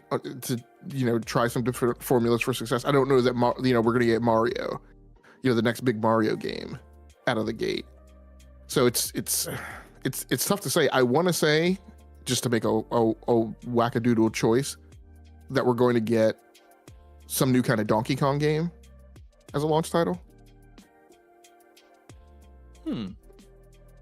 I hadn't thought about that. When's the last time we had a Donkey Kong game for real? I mean, well, we just got Donkey Kong Country Returns HD this year, right? Or is that coming out this year? I don't remember. Forte, do you remember? No, that? it was this year, or actually late last year. No, you're right. It was February. It was February. It was January, beginning of this year. Yeah, it was towards the end of January we got it. Yeah. Yeah. So I don't. So it's tough to say, and we don't have the whole like porting from, you know, breaking games free from the prison of the Wii U this time around either. It's just tough. Yeah.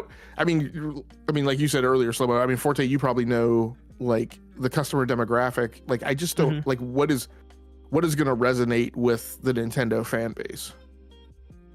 You said what's going to resonate with them from what? Yeah, for launch titles for first party. Oh man, it. First of all, it's going to be Nintendo. I think ZA is going to matter. I don't think it's going to be a launch title. I think that's going to be their holiday game. Metroid will definitely, but I think Mario Kart is the big one for them. If Mario Kart is Mario Kart is their launch game, that's going to be their Zelda this time around. That's their Zelda this time around. Yeah. So yeah, because I mean, it's the highest selling game on the Switch. I mean, due to like pack-ins and stuff like that. And I will be the first one to always tell people, like, the reason you buy Mario Kart has sold 67 million copies. Yeah. So in my opinion, it's more of double that of Zelda. The reason, actually. The reason you buy a Switch is for Mario Kart, and then everything else just falls into place with it. What I feel like they can't do this time around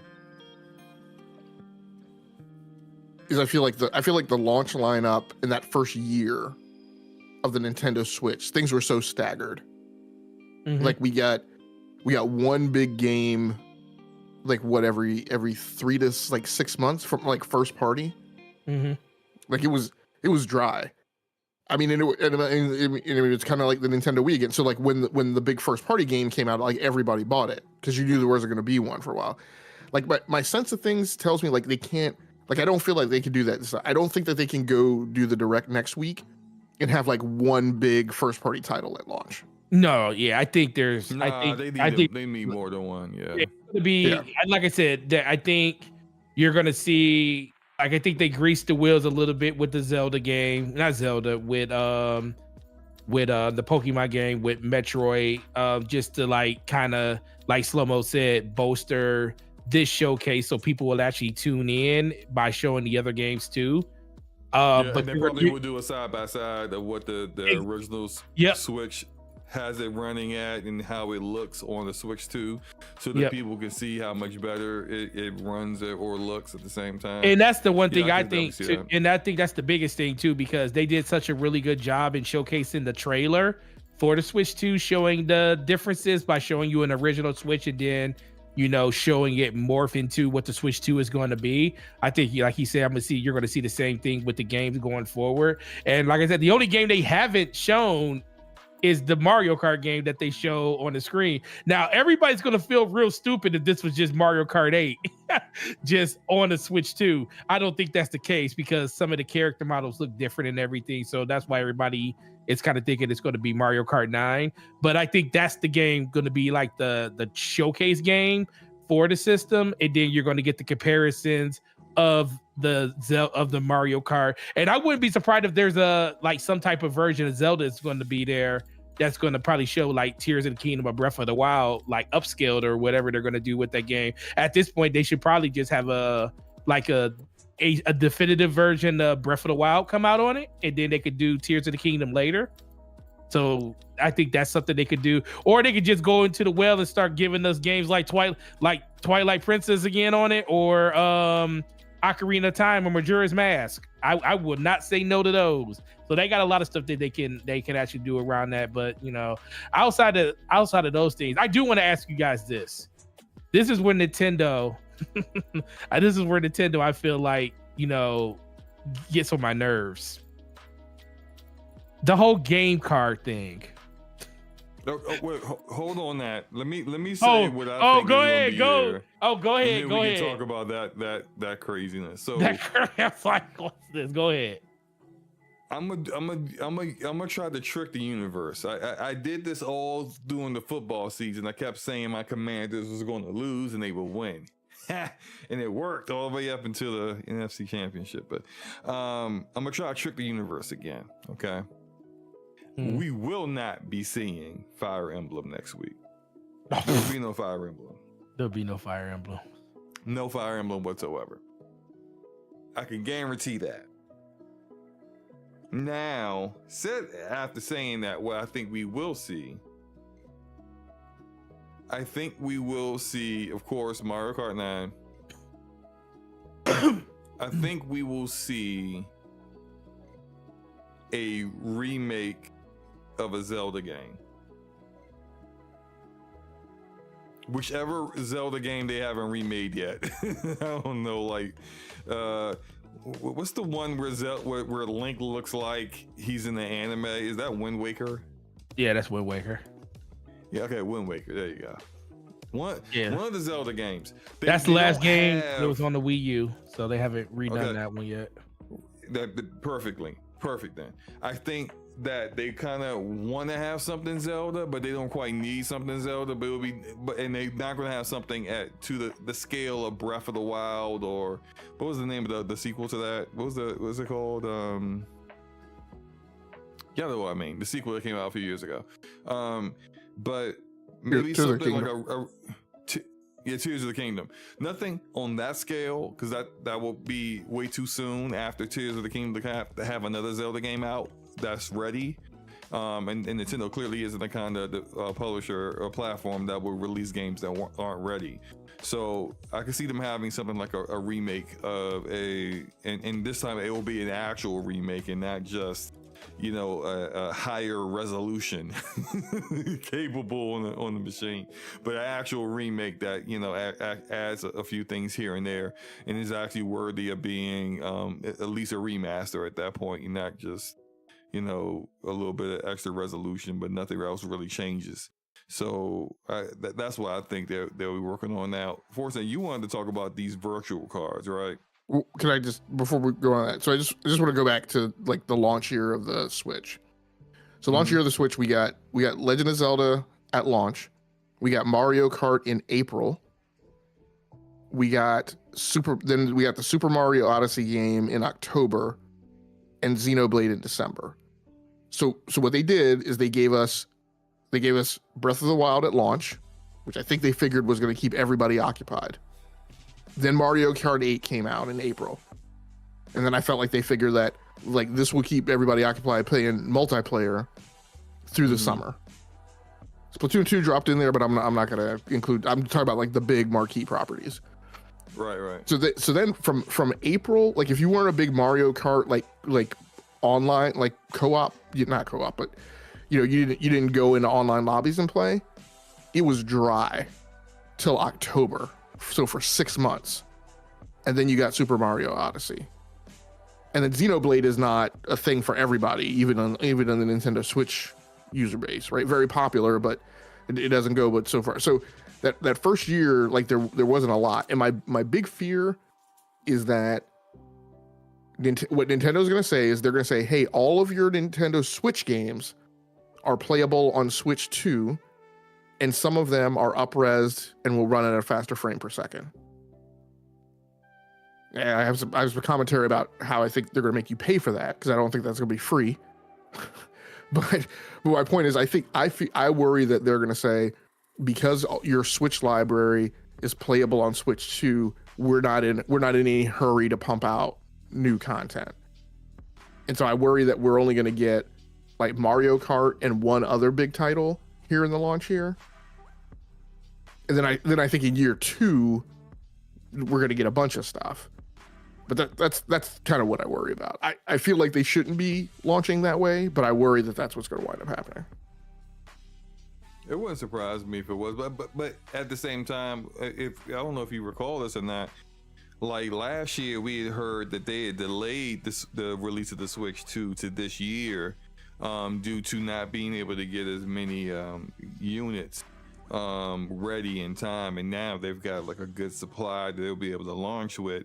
And then they had told developers who were intending on releasing games for it hold off. And so you would think if they had developers that were ready to release a game and they had their development pipeline set up where they were ready to go at like maybe like fall or winter of last year, that they would have even more games be ready to go by this summer, like it would just seem to me like they would be a bit more prepared with games ready at launch that actually take advantage of what this game does, and not this game, but what this system does compared to what the original Switch does, in order to kind of bolster that launch lineup. But I guess we'll have to see.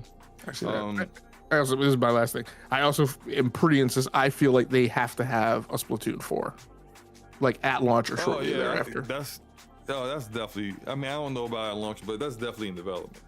Like I feel like Splatoon 4, considering how well received 3 was, that's definitely got to happen. I didn't care for it, but I know it's a well loved game, so I think that's a guarantee. Forte, you want to talk about these virtual cards, right? Yeah, let's talk about these virtual cards. All right, so to explain it for those who didn't get it, Nintendo has introduced virtual cards where it's essentially you own the game and then you can kind of like virtually give the game like you would give a Nintendo cartridge to someone else. You could virtually give this game to someone who is like a part of your family, like a child or whatever, but it's limited in that you can only give it to them for 2 weeks. Now I think after that you could refresh it, you could give it to them again or something. But that seemed to cause a lot of discussion in regards to why you're limiting it to 2 weeks. Forte, you want to? How do you feel about this? First of all, what is this? It's like I have a PlayStation, I have an Xbox. My daughter has her Xbox upstairs. I have mine downstairs. she has my games on her system right now. She can play any game that I have. It's called a digital library. My account is on her Xbox. She doesn't even have to log into me to see those games. She just has to log in and play. And like they're taking that away. Well, they're taking that. Well, not really, because it's changing. Well, first of all, you've never really been able to do that across multiple switches. I mean, what they're adding here is the fact that you can have you can like associate people into your family, and then you can like let them basically trade them a digital game that isn't on their system that you have that you're probably not playing anymore, and you can give them access to it. The only thing is you can only do that with one game per time, like at a time. You can't share like multiple games across different people in your family. I just look at them like the only reason they're going this way about it is if sharing has gotten so far out of control on the Switch. And I didn't even know you could share on this. Disc sharing? Or just the digital sharing? Digital sharing. No, digital sharing. My daughter uses my son's Switch Lite. Yeah. And I'm fairly certain that when I set my son's account up as a child under my account, he had access to all my games. He does. My digital games. He does, as long as it's on that Switch. Yeah, so I just installed them on the Switch. Well, they're a lot, but see, this is what they're doing. So the first part what throws me off is if you have a second Switch, and I guess they're setting this up for people that want to keep their original Switch and want to have a Switch 2 too. So you can share those games natively across both of them when you're logged into the account. But I'm thinking like, why don't you just log into your account on the other Switch, and you can just download it anyway? It's like it seems like it's just unnecessary. Yeah. Like barriers to people sharing. Like they want you to just buy another copy of the game, bro. Which is right. But why should I? Like, for example, like I share my Steam library with my son. Yeah. And so my son has access. He don't never play them, but he got access to like hundreds of games because, you know, me and him have linked our accounts, and he, you know, has Steam family. Right. Same thing with like my kids and their Xboxes they have. Their child accounts under my account for what's appropriate for the age. They have access to all of my games. It just seems like Nintendo is just doing this whole virtual card system because they are still resisting doing community-based features that every other platform does, except them. Except for them. And it's just like, bro, you're doing all this extra work when you could just allow people to have access to the game. Because look, like it's like exactly what I said is going to happen. I'm going to, when this goes live, when I finally get a Switch 2, when they finally give me Fire Emblem, and I give my current Switch OLED to my daughter, and I give her pink Joy-Cons, because that's all she cares about is having pink Joy-Cons. She takes that Switch. She wants to play a game that I own. I'm going to have to do a virtual card game, drop it onto her system, and then 2 weeks from then, I got to do it over again for no reason. Right. You should just... I'm not buying another copy. I'm just going to give it to her again. Right. It's a waste of time. Yeah. Oh yes, Brian. I'm sorry. When they ignore Fire Emblem again, that's what I meant. That's what I meant. Because I'm not getting Fire Emblem. But yeah, but it's a waste of time. You have it set up where I could just. There is no limit to how many times one user can borrow a game from you. So why even have a limit on how long it can be borrowed? Why even make it 2 weeks? Yeah. Because I'm just gonna let him borrow it again. Yeah. So I'm Silly. gonna throw out a couple scenarios, and you guys can help me out. And, we'll help and you. try to explain to me like why I should hate this thing. So Okay. So let's make a scenario where like I'm a parent. I've got a Nintendo Switch, a big boy grown up Nintendo Switch. I've got two daughters, and I've got both of them on Nintendo Switch Lites. Now, for my own purposes and intentions, I don't want that. Like I want them to be able to play Zelda, Animal Crossing, and Mario Kart. Right. I don't want them to see. They don't need to see Doom 2016. They don't need to see Metro 2033 Redux. They don't need to see Bayonetta. Right? Like they don't. Quite frankly, they don't need to see content that I have zero intention of ever letting them play. Okay. Right. Now, on top of that, because this is the pain in the butt that I've had. On top of that, nor do I want to spend time as the family sysadmin for Nintendo Switches, sitting down, going to their Switches, logging into the freaking eShop, right? Going and doing the lookup to find all my games that I own on my account and downloading them individually to their Nintendo Switches. To me, it would actually be more convenient. I mean, quite frankly, they can call me down on the Alexa, right? And say, hey, Dad, can I borrow Umpty Scrunch? Right? I make an announcement back and says, yeah, I'll have it to you in a second. I share it out from my Nintendo Switch. I don't ever have to physically touch their Nintendo Switch Lite. I don't have to be bothered. I don't have to walk up 2 floors to where they are in their bedroom. The game just shows up on their Nintendo Switch Lite and installs. Now, the 2-week thing, I agree that the 2-week thing can be a little disruptive. I think that's going to be, up to the sensitivity of a parent. In some ways, a user could look at it as a good thing that, hey, every couple of weeks you're going to get nudged to remind you that you've shared this game out, or this person still has access to this game. That's a little overly.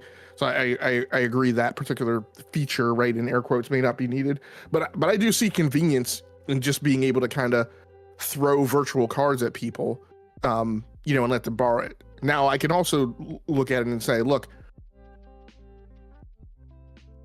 my brother, who the family calls Pookie, so the kids know him as Uncle Pookie, sends cousin Ray down to my house, right, every couple weeks. Uncle Pookie never really did well in school, right? His family doesn't make the money, so he's not buying into it. But Ray can come down, right, and I can let Ray borrow some games.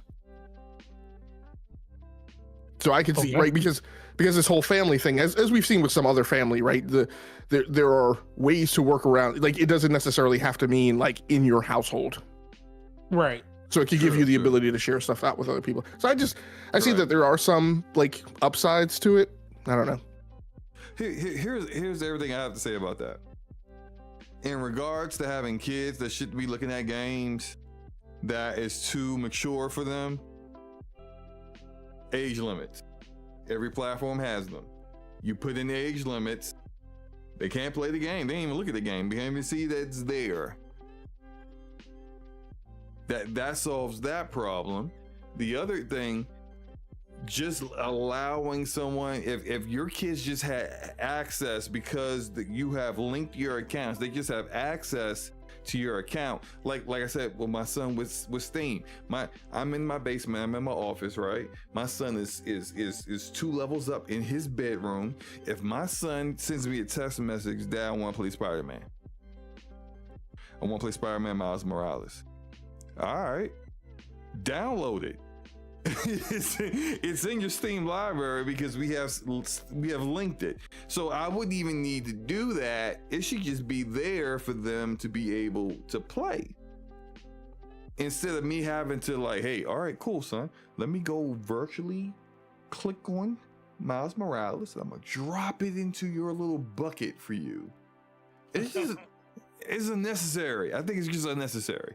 I do get it if you want to share it with someone who is a little bit older. I understand, like, with Pookie, you want to give Pookie a mature game. Hey, Pookie, you want to play some Doom? Pookie like, yeah, let's play some Doom.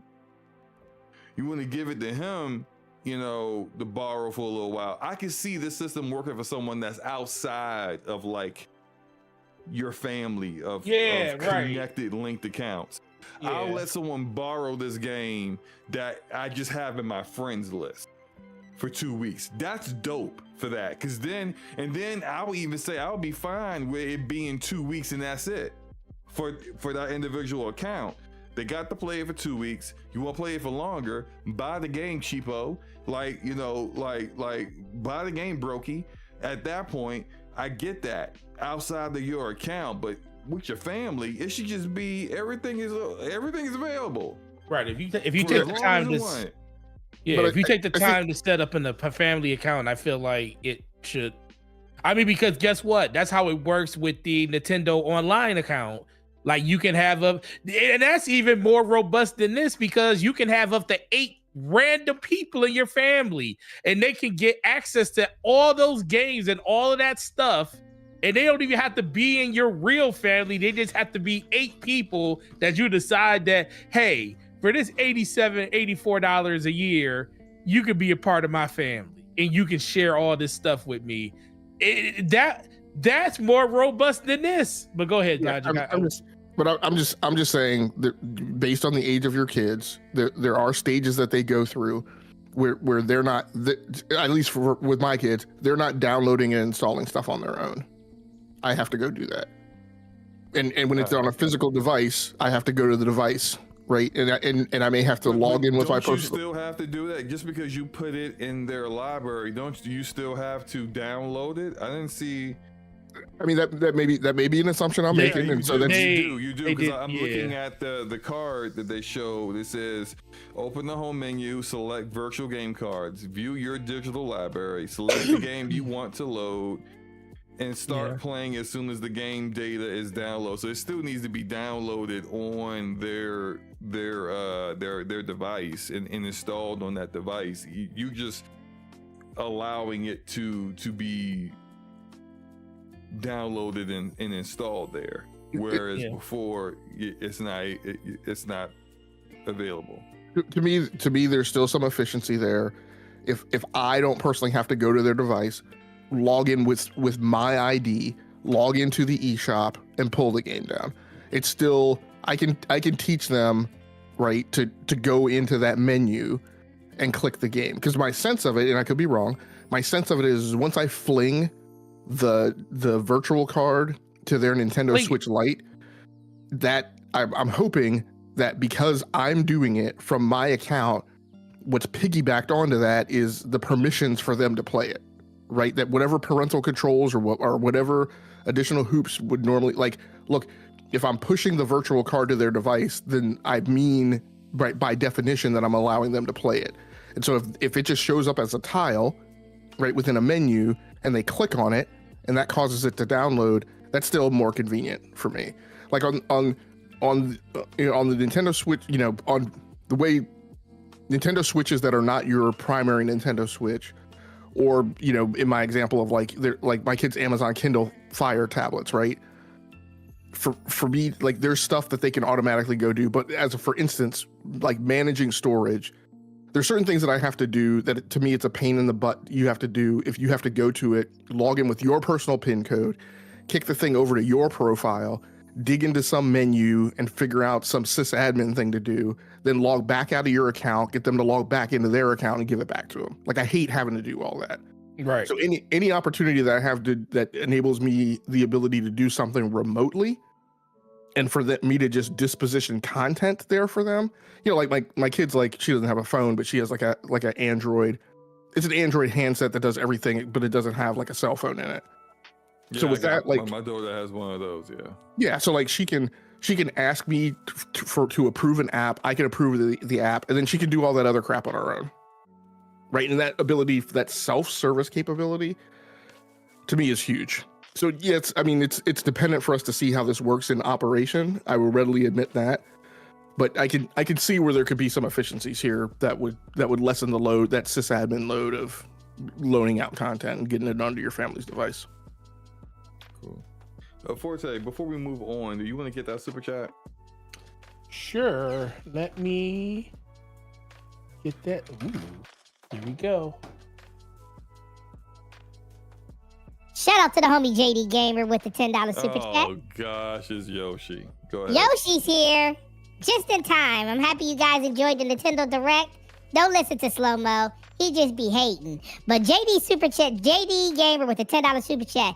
Hey Forte, it's date night. Just dropping through to give a thought. Steam on Xbox bring Xbox back to its original vision to protect Windows. It doesn't hurt that it makes as much money as Windows. Shout out to you, bro. Really, really appreciate that. And thanks again for the super chat, bro. See you guys on April 2nd.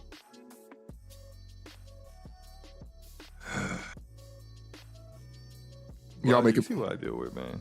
Well, both of y'all making me mad tonight because I'm supposed to be PC only. Y'all got me in FOMO planning on buying a Nintendo Switch 2 now.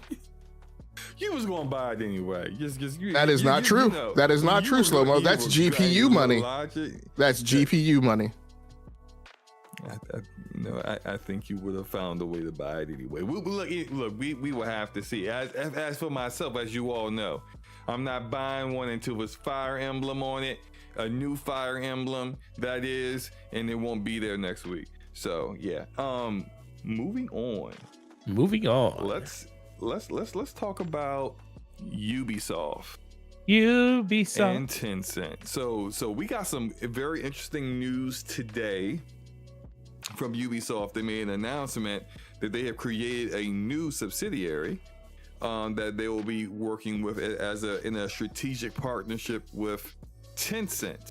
And this new subsidiary that doesn't have a name yet, but I guess they'll develop that in time, will be working exclusively on the Assassin's Creed, Far Cry, and Tom Clancy's Rainbow Six IPs. And for those who weren't aware, these are the most profitable, successful IPs that Ubisoft currently has. Mm-hmm. Tencent has invested $1.16 billion for a minority stake in the subsidiary. This will give Tencent 25% economic interest in this new subsidiary. And this new subsidiary will focus on building, their words, building game ecosystems designed to become evergreen content, aka live service game. It's just like so evergreen content, and especially when it comes to like content creators like me and Forte, we'll all talk about what evergreen content is all the time, and we'll have videos on our individual channel that like at any given time we'll look at like our most recent last views for the last 24 hours on our channel. You always see some of the same videos always pop up there. Back when I was consistently making content on my channel, I used to always when I would see the same 3 videos at the top, I knew I needed to start making more videos because my evergreen content is beating everything else yet again. And evergreen means is that you're constantly, doesn't matter how long it's been out, content designed to be able to continue to get long-term engagement. And that's what they're talking about. And the kind of games that get long-term engagement, multiplayer games, live service games, that's what they're talking about, which, interesting enough, is not what you really get from Far Cry and Assassin's Creed. These are single player titles, so that may give some indication to what may be going on with those particular IPs in the future, whether you are down with that or not. Down with OPP? Yeah, you know, not me. Down with OPP. So again, so there's that. The new subsidiary will also include the teams that work on Rainbow Six, Assassin's Creed, and Far Cry, and those are the Ubisoft studios based in Montreal, Quebec, Sherbrooke. You tried. Okay, I tried. I did. You tried. Saguenay. Oh man, I'm butchering these things. Barcelona and Sofia. I know I can say those. So those studios that are in those locations that have been working on those IP are now under this subsidiary and not Ubisoft proper. And this subsidiary will have a dedicated leadership team independent from Ubisoft proper, where Tencent also is getting a seat at the table when it comes to decision making. The Ubisoft parent company will focus on nurturing the development of Ghost Recon, The Division, and creating new IPs, as well as the other IPs that aren't a part of the subsidiary, and which kind of makes this Ghost Recon and The Division are established IPs, but they have never sold anywhere near as what the other games have, and so therefore they're not a part of that. Logic, what are your thoughts about this new strategic partnership with Tencent?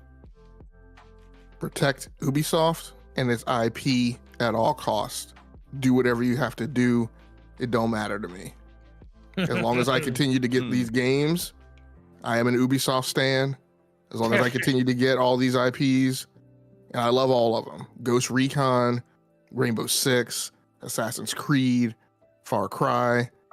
Do whatever you have to do. So you believe this is a good thing? Yes, because I'm not taking a side either or. I'm very much undecided on how I feel about this at this point. But you think this is good for Ubisoft, right? At this point, I think it's all. I think this is good for the IPs. Yeah, I think That's at what least it's good for. I think at least as a step, because the alternatives, right? Many of the alternatives are bad. Like I don't think a possibility is leave things as they are. Like I think that option has been passed. The other option is to go the THQ route and chop all these IPs up and put them on the auction block, and some of them wind up in things like in it with Embracer, right? Or in some places worse. Like That might be worse. I mean, I hate to say it, but like I don't know that some of these properties landing with Xbox are necessarily the best thing. And many of them could go off to places where they're just, held in an IP shop, and like nothing's done with them. Like, no studio is turned on to doing them. What's also worse is those IPs could get all chopped up and auctioned off, and the teams that are associated with them could just be laid off, let go, lose their job. So, I mean, I think there's so many alternatives that are worse, that while this might not be the best, it is a way out. Okay. Forte, what were your initial thoughts about this strategic partnership for this new subsidiary? I think logic is right for the most part. I think it just really comes down to this is going to be more for the IPs than it is going to be to save Ubisoft. Mm-hmm. I feel like in general, this is like the first step into,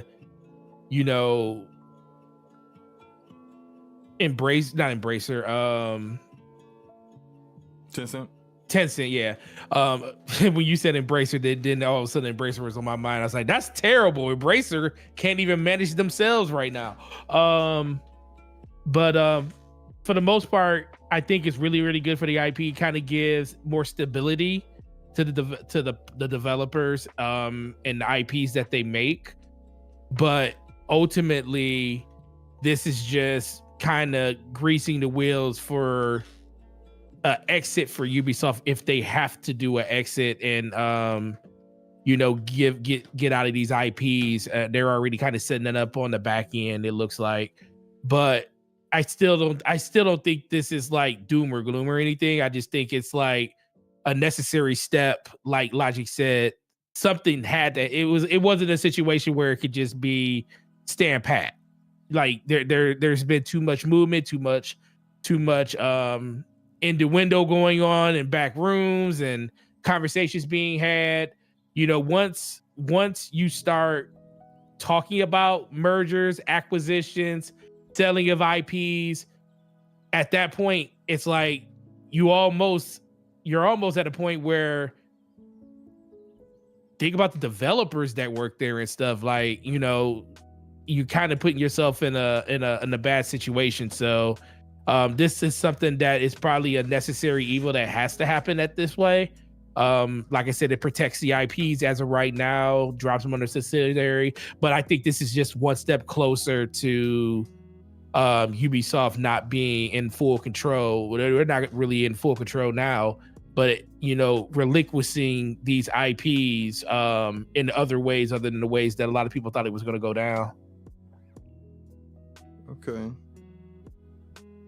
The reason why I say I'm still kind of undecided on how I feel about it, because I can see the benefits and I can also see the downside of things. Mm-hmm.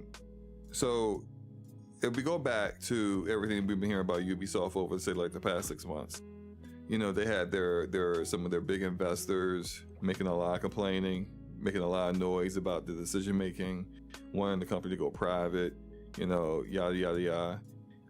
We had a lot of discussions that went public about them potentially selling their IPs, that EA and Microsoft were involved in some discussions. And I think what we're getting here, and before I get to the next part, there was also the talk that Tencent wanted, they wanted control, not full control, but they wanted a say in the creative process of how games were being made, which I have to say that was encouraging to me that they wanted that, because Ubisoft's decision making has been problematic to me for years. And although I don't like Tencent, I do have to respect that Tencent makes good decisions when it comes to their IP that they own. And that's something that, like, I look at Warframe, and I thought that digital streams was going to get shut down.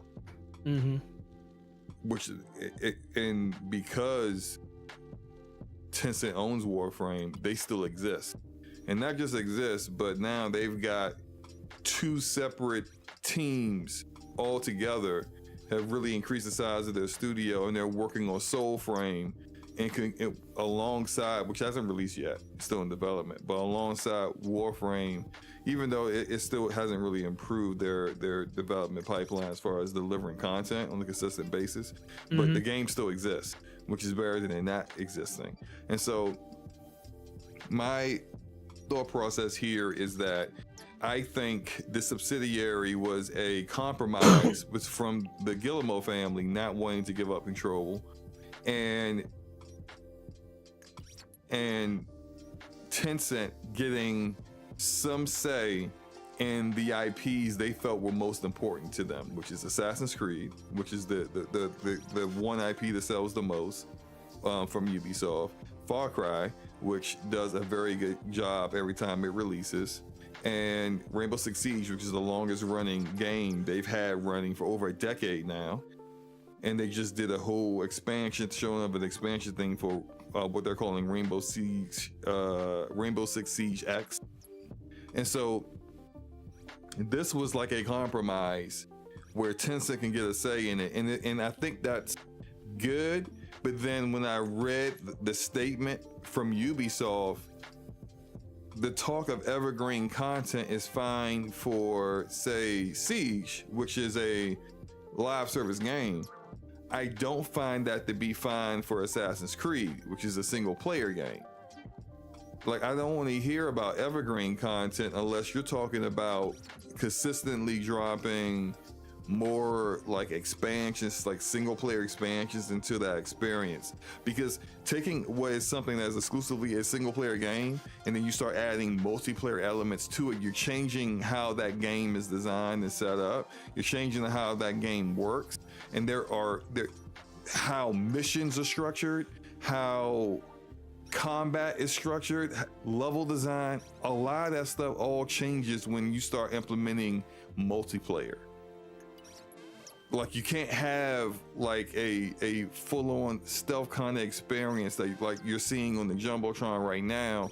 Well, it's not all that stealthy right now because I'm like just fighting people in the rain, but like the amount of options that I can deploy and how I subdue this castle is all dependent upon me and how stealthily I want to be, how loud I want to be as far as just going in and killing people or not, and the difficulty, that level of difficulty of doing it all myself.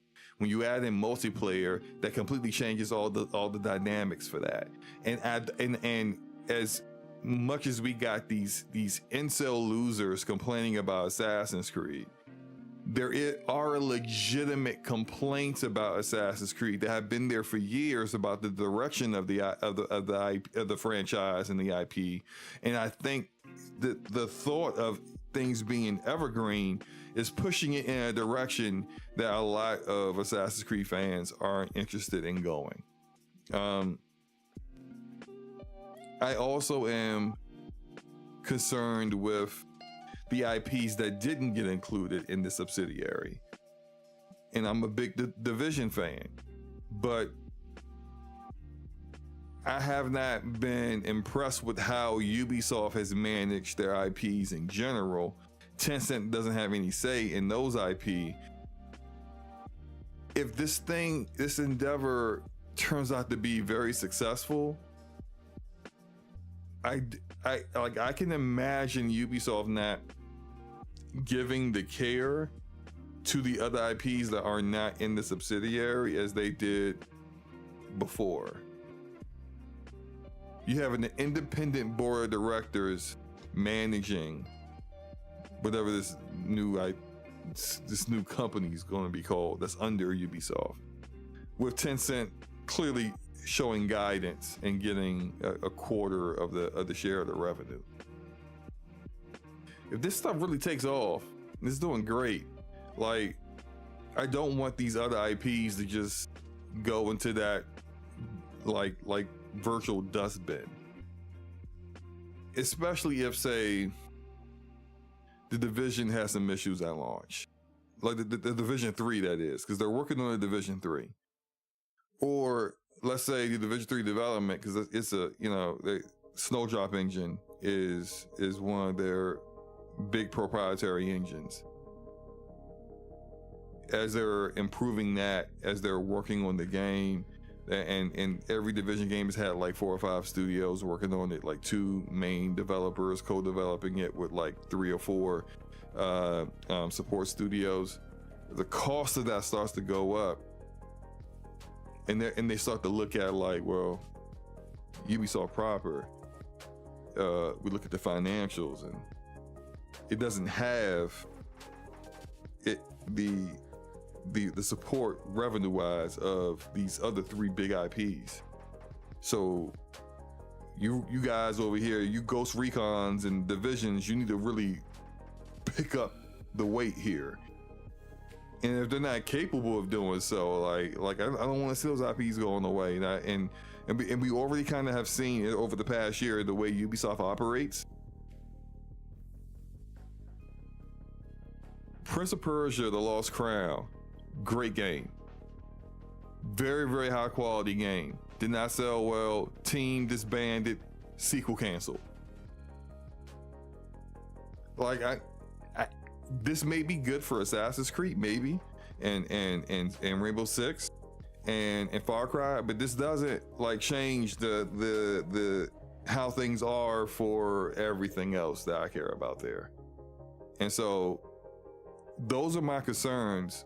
But I can see where Tencent, they know how to make money, and overall maybe a healthier Ubisoft where Tencent has some say creatively on what's going on with their most important IP could be so beneficial to the studio that it then trickles down and helps everything else. And they're not being, they don't manage things so poorly because they're just chasing revenue to try to make up for what they're missing, because they're constantly trying to maintain 20,000 developers. I don't know, like I need some time to kind of think about it. But some of the things that they wrote in their press release, I liked, and some of them concern me, and I basically have said all of that.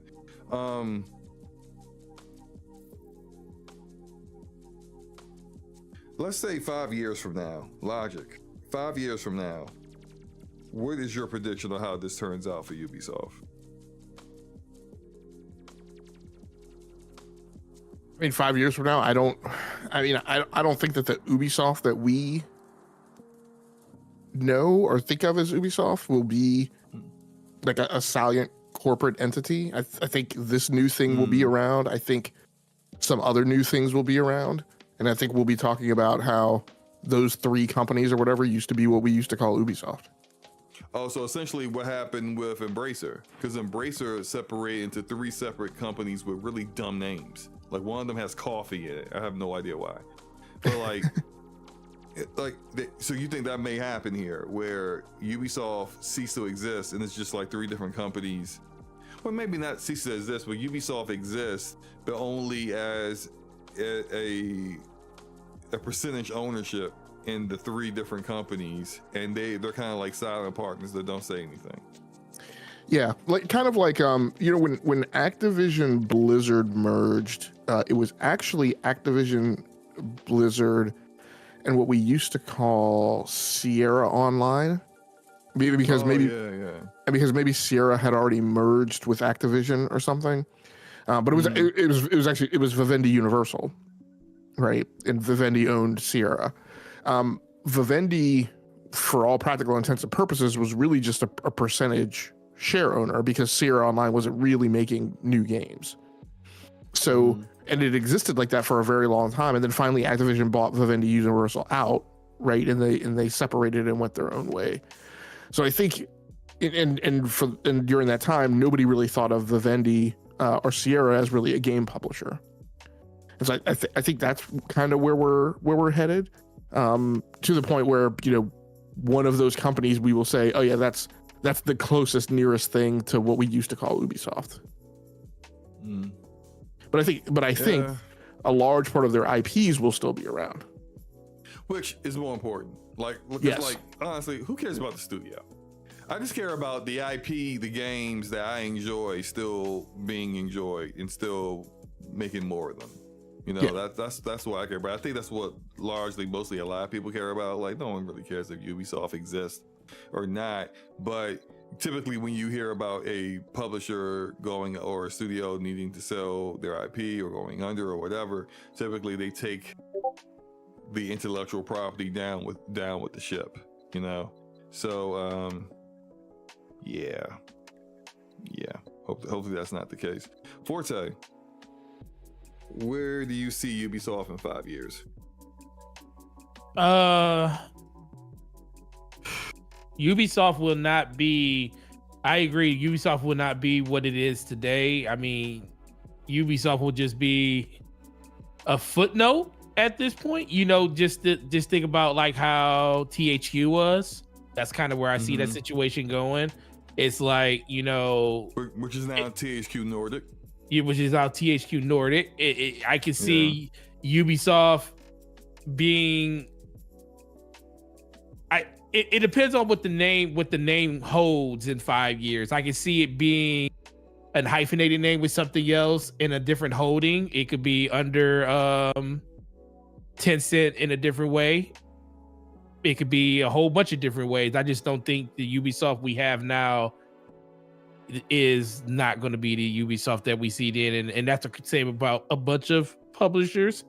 But I just think with this move, it just kind of signals the fact that this is like, I won't say a last ditch effort to kind of right the ship, but I think there were so many mistakes made along the way, with a lot of different, the way that the games were being made. And, we all talked about the Ubisoft formula and, how it kind of just got bland over time. And then they stopped production on, well, not production, but, their tempo titles. They were on production and off production. Then, you come back and we haven't seen anything around Splinter Cell. It's just like a lot of different things that's kind of just happened over the course of like the last generation and a half, with them taking big bets with games like Watch Dogs and stuff like that. And, first one did pretty good, but then Watch Dogs 2 didn't do as well, and then Legion just didn't even do anything really, even knowing the premise was really good on it. So it was just ideas. Yeah, so like I said, the really, really good ideas. Like I think Ubisoft used to be one of those studios in our heydays. Like you used to look forward to the games that they release. And I still think like people like Logic, and there's people out there that really do still look forward to a lot of their games, but the innovation side of them seems like it's kind of gone. I won't say gone away, but it's not what it used to be. It's like, it's right now it's like they're doing a lot of snake bet stuff. I think it's a bit overplayed with how redundant they are in their game design. And that's the thing. The people who say that about typical Ubisoft slop, they don't even play Ubisoft games. Right. Like they literally think that every Ubisoft game plays like Far Cry, and that's just not like the truth. And then what irks me is that these would be the same people who's like, I want something different, and then Prince of Persia: The Lost Crown comes out, and did they play it? No. So it's just like, did you really want something different, or you just like complaining about things? I don't know. It's just whatever. Anything else you guys want to say about this before we move on to our last topic? No, that's it, man. You got it. Yeah, I'm good. Okay, good. So, this is actually kind of a continuation of a conversation that me and Forte was having last week in regards to Steam integration into Xbox and the implications of that. So I figured, hey, why not continue the conversation, especially considering I'm seeing so many people discussing it over the past week or so. So let's do it. So for those who are unaware, Xbox accidentally leaked out a screenshot that showed off Steam integration into their store, or at least the Xbox app itself. Essentially, like it showed off an ability to toggle Steam games in your library. And why would you have that if you weren't going to have the capability of someone seeing their Steam games within their library? Then this isn't something new on PC. This you could do this in GOG right now. You could use particular overlays like what is it? What is the one that the most popular one that everyone uses right now? I can't remember the name of it, but there's a lot of console gamers that have come over to PC, and they want to turn their PC, cosplay their PC like a console, which is weird to me, but whatever, to each their own. And they want that experience of a console, but with the power of a PC. You want to gimp your PC, fine. That's it's your hardware, you pay for it. Are you thinking about Play Night? Play Night's one of them. There's another one. Lutris? It's right on. Bazite. Yeah. I mean, Bazite's a whole operating system, right? I mean, it's a Linux distro in combination with a UI. Yeah, but I mean, but the end result is still pretty much game integration. Simplifying and removing a lot of the things that people kind of feel like get in the way of gaming when it comes to PC for them. Out and removing that out of their purview. That said, all of those different methods, in addition to what you get from GOG, allow you to have multiple game libraries and multiple launchers seen within that launcher, or even launched from that launcher. So Discord. This is not completely. And Discord as well. Yeah, you can do that with Discord. So this isn't a new idea, but it is somewhat interesting considering that Xbox is moving towards a PC-centric environment. And when it comes to the very next hardware they come out with, the next Xbox hardware that is. And so people are having a lot of discussions about this in regards to what does this mean for Xbox? Does this is this going to transition a lot of Xbox gamers into Steam gamers when they get this new hardware and find, all that's available to them through Steam? That's Xbox already doing that to through Xbox. the gamers. and then there's the discussion about PlayStation. You know, what does PlayStation do? Are they going to block this Xbox hardware exclusively from their games in Steam and Epic Game Store and everywhere else? So kind of want to have this discussion, and now we got Logic in here, so we could definitely provide a different perspective that me and Forte didn't have the first time we kind of broached the subject last week, kind of unofficially, because it wasn't really like what the topic was, but we went there anyway, so now it's officially the topic, so let's do it. Now, like Forte, I know your side, how you feel about it, you know mine, but Logic, I don't think we've got the opportunity to really discuss it yet on DPS. So what were your thoughts about this integration with Steam going into the next Xbox app / Xbox hardware in the future? What are your thoughts on it in general? Probably the first thing is I don't think that screenshot that was leaked like is indicative of like any engineering effort that has actually happened. Like I am pretty sure that is just a Adobe photoshopped mock-up, right, to show the art of the possible.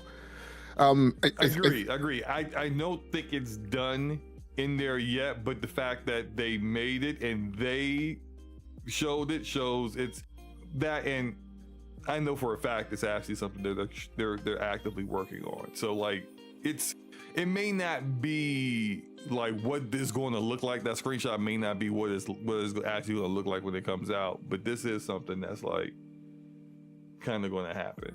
You know, like or it's not guaranteed what happened, but I think it's something that they're definitely working on with Valve at the moment to try to happen. But go ahead, continue.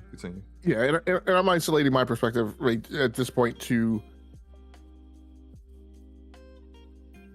the further enhancement of the Xbox app UI, which I am going to from this point refer to as simply Xbox Big Picture Mode. Big Picture Mode, because that's really all that it is. So in that being deployed in a way that allows games from other storefronts to show up in your library. So when we talk about Steam integration, I think this whole conversation, right, about what's going to go on with this Xbox app, what's going to happen with Windows, what's going to happen with the console, the hybrid Xbox. My biggest thing, and it's maybe because this is just kind of the space that I work in, and actually my team members get tired of hearing one of the things from me where I say like the language that we use is important. We do not call the same thing by two different names, because that causes confusion. We do not use the same term to mean two different things, because that causes confusion. Right? We have a glossary, we have a data dictionary, right?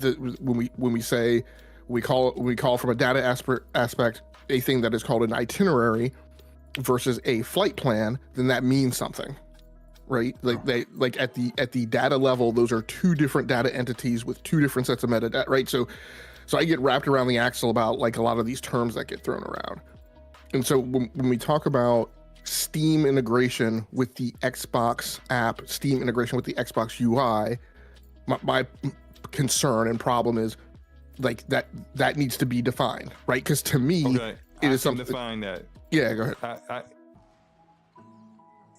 We're talking about not just say you buy a game in Steam and then it's you look in the Xbox app and it's available there for you to launch, but the ability to buy a game off the Xbox app that's actually in Steam. So it's really a Steam game or an Epic Game Store game. But as far as what the actual gamer is seeing, they see a UI that has the game, and they may see somewhere in the corner icon saying from Steam, or it's a Steam game. But as far as the gamer is concerned, whether it's a game that's off the Xbox store or whether it's a game that's off of GOG Epic Games Store, Steam, whatever. You put search in your the UI of the Xbox app or the Xbox like store inside of your Xbox handheld device, and if you're looking for Black Myth Wukong, you know, Black Myth Wukong is only in one, like, of course, we're saying this in 2025. This ain't coming out to like 2027, you know, at the earliest probably. So, but I'm using that as an example. So Black Myth Wukong, you're looking for that on the Xbox Series X, you ain't gonna find it. But on this Xbox handheld, you will see it, but it'll be actually a Steam game, and Steam will get 100%. Well, not sorry. Game Science will get 70% of the revenue, and Steam will get 30%.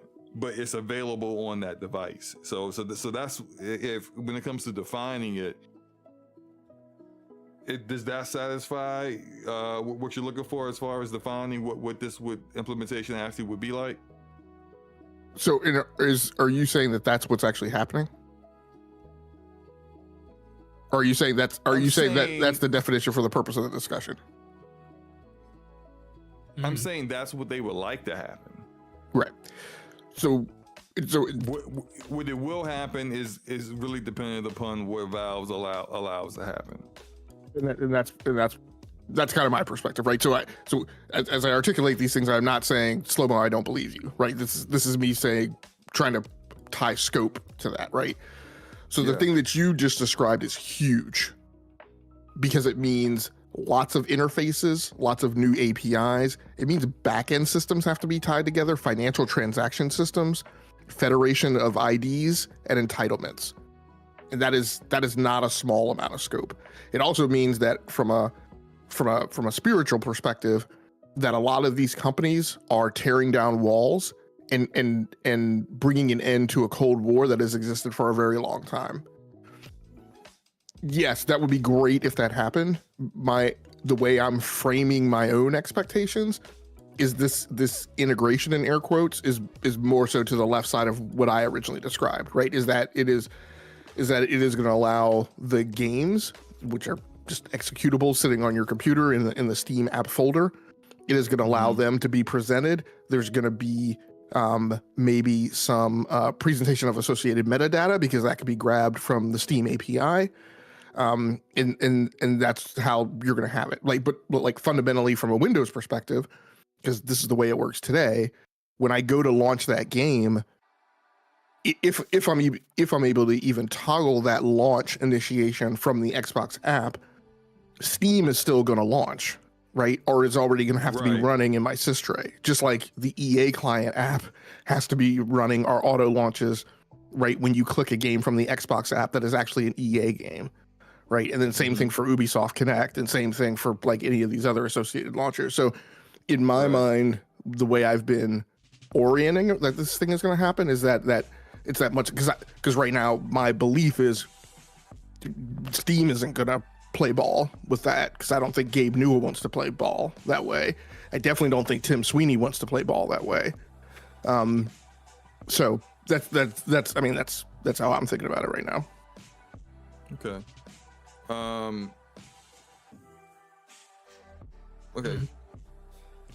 Let's kind of continue. Well, yeah, let's continue on to the next aspect of this, really. There's something I kind of want to broach with this. So when it comes to a PC-centric device, a PC handheld or a PC handheld hybrid, like let's say a more powerful Switch, right? It could be docked, it could be treated like a console, it could be a handheld, whatever. And it's a PC centric device. With everything that we're discussing in regards to where games go and how you're accessing those games, who gets the money for those games, I'll use a couple examples here. Black Myth Wukong, for example, I used 70% of that revenue goes to Game Science, 30% of that revenue goes to Steam on this Xbox handheld. If you buy that game and you install it, Microsoft got 0% of that. Right. Fortnite, on the Xbox right now, Fortnite, Microsoft gets 30% of all Fortnite revenue that is generated on an Xbox device. So even though Fortnite's a free game, if you buy a skin for what's the new thing that's rumored to come out? Solo leveling. Solo leveling supposed to get skins in Fortnite, which I'm definitely going to buy. Like, no questions asked. High Sha and Jinwoo Sung, I'm buying both of them. I don't care how much they cost. So if that cost me $40, $20 a skin, 30% of the revenue on that, if I bought it on the Xbox, is going to Microsoft. But if in this new infrastructure that's PC based, like on PC, Fortnite is exclusive to the Epic Game Store. It is nowhere else. And that, if the Epic Game Store only exists because of Fortnite, frankly, and the only reason why it's still existing right now is due to Fortnite.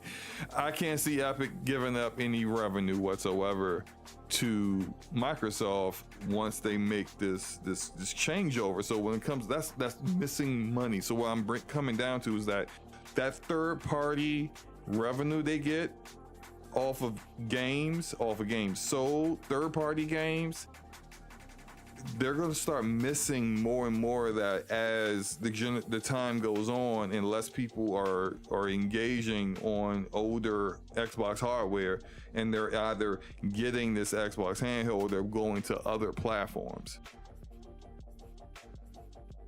How does that serve Xbox as a platform in the future? Do you think they care? Like, Forte, do you, in that scenario, you no longer get, because they look at the Xbox app right now, the only games that are in it are Xbox's games, first party games, second party games, and whatever is in Game Pass. Yep. That's it. Even with them dropping their revenue split from 70-30 to 88-12, it changed nothing. Developers and publishers still don't put their games in the Xbox app. The Xbox app is still a dumpster fire.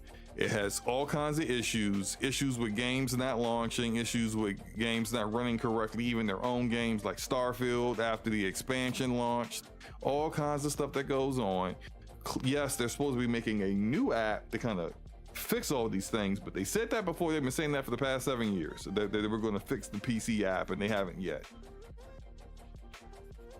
And even if they did fix it, you have to kind of build up towards getting games into your actual store. All that said, once they make that switch over to this new hardware, like all that third-party revenue starting to go out the door, where does that leave Xbox as a platform?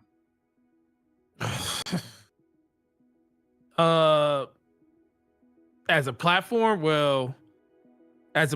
I think, are we talking about in hardware basically?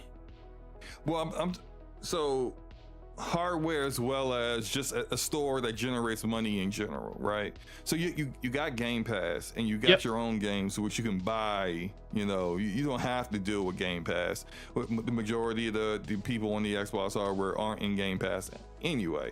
They if they want a game, they just buy it, or they're just playing free stuff with microtransactions, live service games, whatever, right?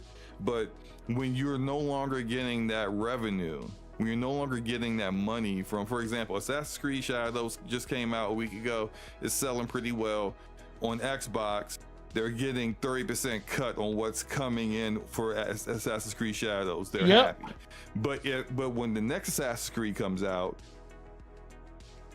and it's on this Xbox handheld, it's a different story. Right. Because now you gotta convince Ubisoft to put that in your store so that you could get a 30% cut when they're already being forced, and they don't like it, but they're being forced to put it on Steam in addition to their own storefront for Ubisoft Connect. Yeah. So what's most likely going to happen is that Ubisoft's going to say, no, we're not putting Assassin's Creed, I don't know, Assassin's Creed Mexico. I'm going to use Enrique's idea logic. Assassin's Creed Mexico. Yeah, that one. Yeah. So that's the next one. They're like, yeah, we're not putting it in the Xbox store. I think it depends on how desirable Xbox or Microsoft makes their ecosystem, and like what features. Yeah, because to me, ultimately, this is going to come down to that. It's going to come down to feature sets. It's going to come down to how great your first party ends up being long term. You know, we can see that it's doing a lot better now. Games are starting to come out. People are super excited for the new releases that are coming, and we still have a lot of stuff on the horizon that we're still waiting to see, and stuff that we don't even know about yet. So there's a future there. The biggest question is going to be, what's that future going to look like when it comes to like Xbox in their store, like you're saying. I think the long game is they're not going to pull people from Steam. They already know that. Everybody's tried and they failed. You know, people just made the decision that Steam is going to be the ubiquitous platform when it comes to PC. It's going to be where people are going to build their libraries, and that's where their libraries are going to stay.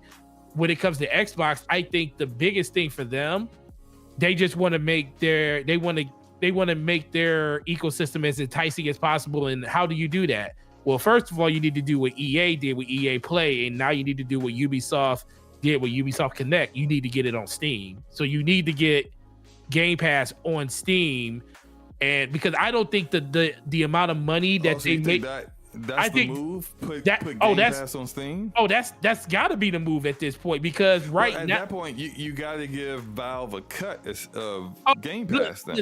Listen. At a certain point, where Xbox is going, as of right now, unless you're telling me they're going to build their own, they already have a PC store. Nobody likes it.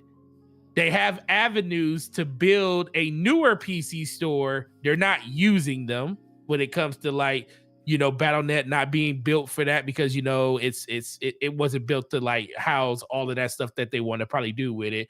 But still, there's ways that you can engineer that over time to actually get it to fit the needs you want it to fit.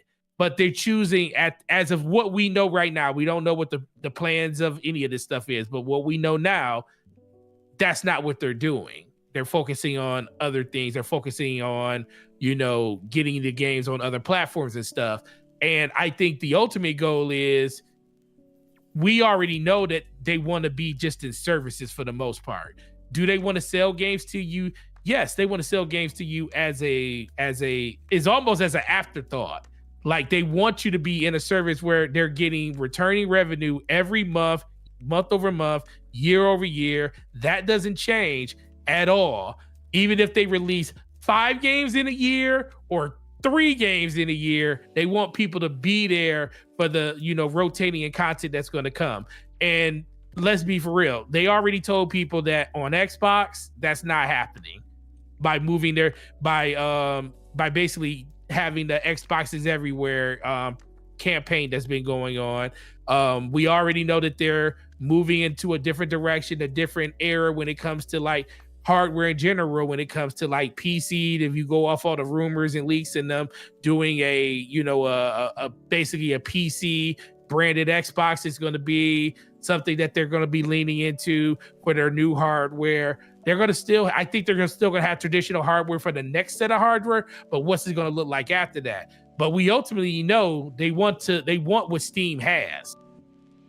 And the only way they're going to get that is by ingratiating themselves, by getting people to participate in things like Game Pass through Steam.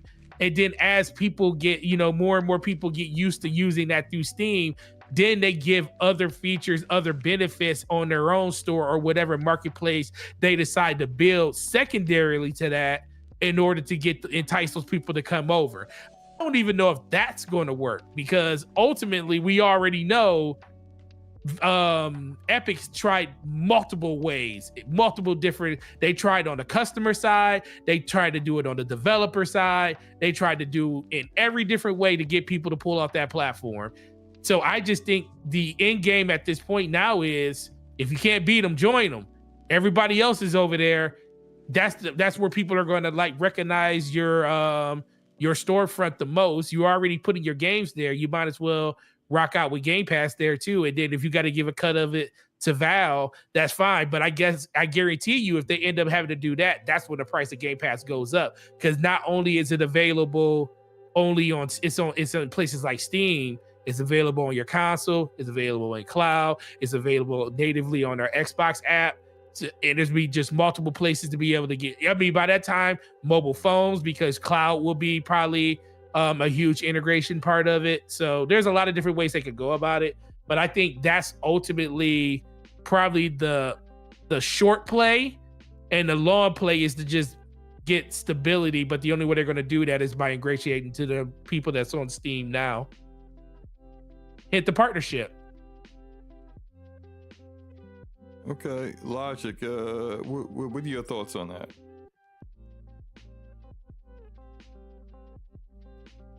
The notion of, you being able to go to Steam to sign up for Game Pass is interesting. It's not really one that I'd thought about. I mean,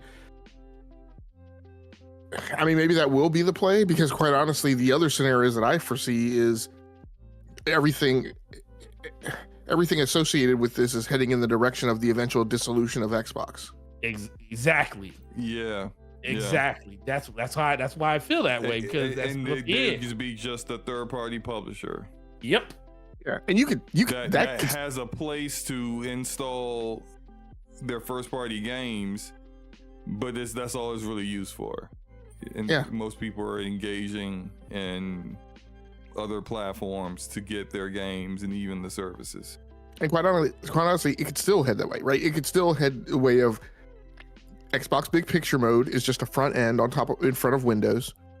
One of the things it does is the library tab of that UI allows you to see an aggregated library that is store agnostic. But the notion of the Xbox app as a standalone separable configuration item could go away still.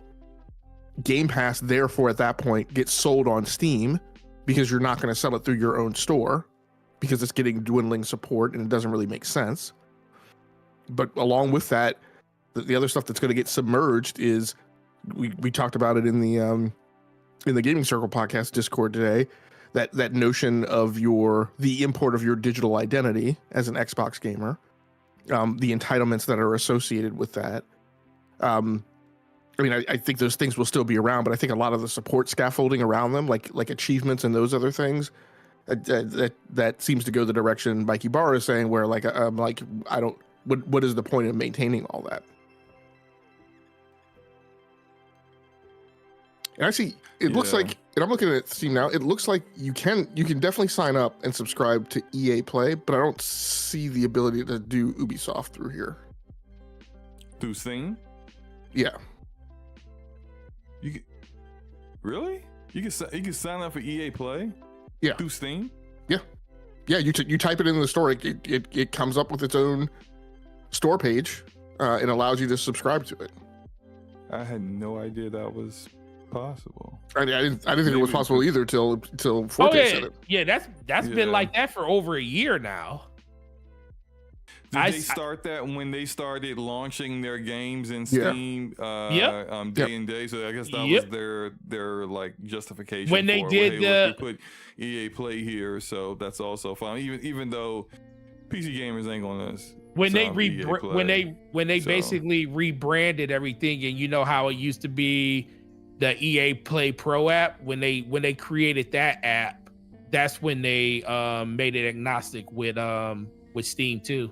Yeah, it was like over a year ago. I just happened to go on Steam one time, and it was during I believe it was the summer sale, and I saw that, and I was looking, I was like, what, EA Plays on here? And I was like, yeah, okay. And it's been like that ever since. Yeah. And maybe you know what I think? You know what, Logic? You're right. I don't think Ubisoft connects on there. It's just the fact that you can play the games and you just have to connect through Ubisoft Connect, but you could be in Steam to play them. That's what it is. So you don't have to own the game on Steam. You just need to have Ubisoft Plus, I think is what it's called. Yeah, Ubisoft Plus. Yeah. So if you have Ubisoft Plus and you're on Steam, you can play, I don't know, Beyond Good and Evil. Yeah. Well, I think no. So Ubisoft Plus is the subscription service. Ubisoft Connect is the mini app the launcher in their storefront. And I think I mean, as far as I see the way it working is, if you go to Steam, and I don't think this applies to every title, but if you go to Steam and you buy Assassin's Creed Valhalla, then, or The Division 2, because it does work like this on Epic, you're going to download an installation executable that is not actually the game content. Yep. When you go to run that thing is going to launch Ubisoft Connect. Yep. And your game install is actually going to happen there. And you're going to have that launcher open. Like you bought the game through Steam, and so that goes that way for the revenue path. Quote unquote open. You don't see it open, but if you pull up Task Manager, you realize Ubisoft Connect is running in the background with like a half a dozen repositories as well. Oh no, I think it full on opens and is in your face. Like you double click on the game in Steam, it launches that app. That app acts as a pop-up, right? And the app is in the full-blown window, not full screen, right? But is whatever you size it as last, and it runs just like the Blizzard launcher would, if you launched it. So when you close it, it has that option, which I think all of them do, to when you hit X, do you mean close or do you mean minimize? So eventually, for most people, it winds up sitting in your sys tray. But at first launch, it launches like it looks like a full-blown app. So so EA gives you the standard. They don't see that's the difference. They only, if you want Pro, you have to go to EA's app. They only give you that inside of their own app. Whereas you can get the smaller version where it's got like the game library, you can get that on Steam. Okay. Yeah, and that's the thing that gives you all. I think you get all the EA Play member benefits, except you don't get like you don't get the upgrade to the higher tiers, and you don't get the day and date. Right. Yeah, with just regular EA Play, you get like an 8-hour trial for new games. Yeah, you get the 8-hour trial. That's it. Yeah, you actually for 10-hour trial. 10-hour trial themselves. 10 whatever hour it is. But to just get the game straight up, you need EA Play Pro. Yeah. And that's only through their app. You can't get that anywhere else. Yeah, now that there are some games now that are coming out that don't have any kind of requirements whatsoever to having the previous app. Like for example, Dragon Age Veilguard didn't have an EA Play requirement. You didn't have to have the EA app installed in order to run that game. I think they did the same thing with Shadows, I believe. Either that or you didn't need to have Ubisoft Connect installed. Yeah, you didn't need to have Ubisoft Connect installed at all. I do have it installed because I still play The Division, so therefore I get achievements on both. I see the little overlay pop up when I get an achievement in Assassin's Creed Shadows. But if you didn't have Ubisoft Connect installed at all, you would just get achievements in Steam and that's it. You don't have to worry about it. I think it's just something that I guess we'll have to see how this gets implemented over the course of time, and whether this actually turns out the way that things have been spoken about is going to turn out. But I guess another aspect of something that me and Forte were discussing last week, and that I wanted to get your opinion on that, Logic, was about the whole PlayStation thing. So, as we know, PlayStation has been putting games on PC, and it's not just Steam; they have them on Epic Game Store as well. But for single player titles, they come like a year or two later, and for live service games, multiplayer games, they launch day and date on PC as they do on PlayStation. And so with that said, with the way things are changing with the Xbox hardware, what this means is that with Steam integration, you're going to be able to play, if nothing changes with Sony, they don't try to block anything and they don't try to change anything on their side, you'll be able to play PlayStation first party games through an Xbox device. Now, we were discussing this last week, and I guess me and Forte disagreed on what Sony would do about this. I think my thoughts have somewhat evolved on it since then. Oh, I've really? had more time to think about it. I think Sony absolutely could block it. I think ultimately they won't. Now, wait a minute, time out. We just had this huge argument last week about this, and you done came full circle? okay. Yeah, I'm gonna let you explain this. Go ahead. Okay, walk with me here. I'm walking with you. They can block the hardware configuration that the Xbox is. They can block that.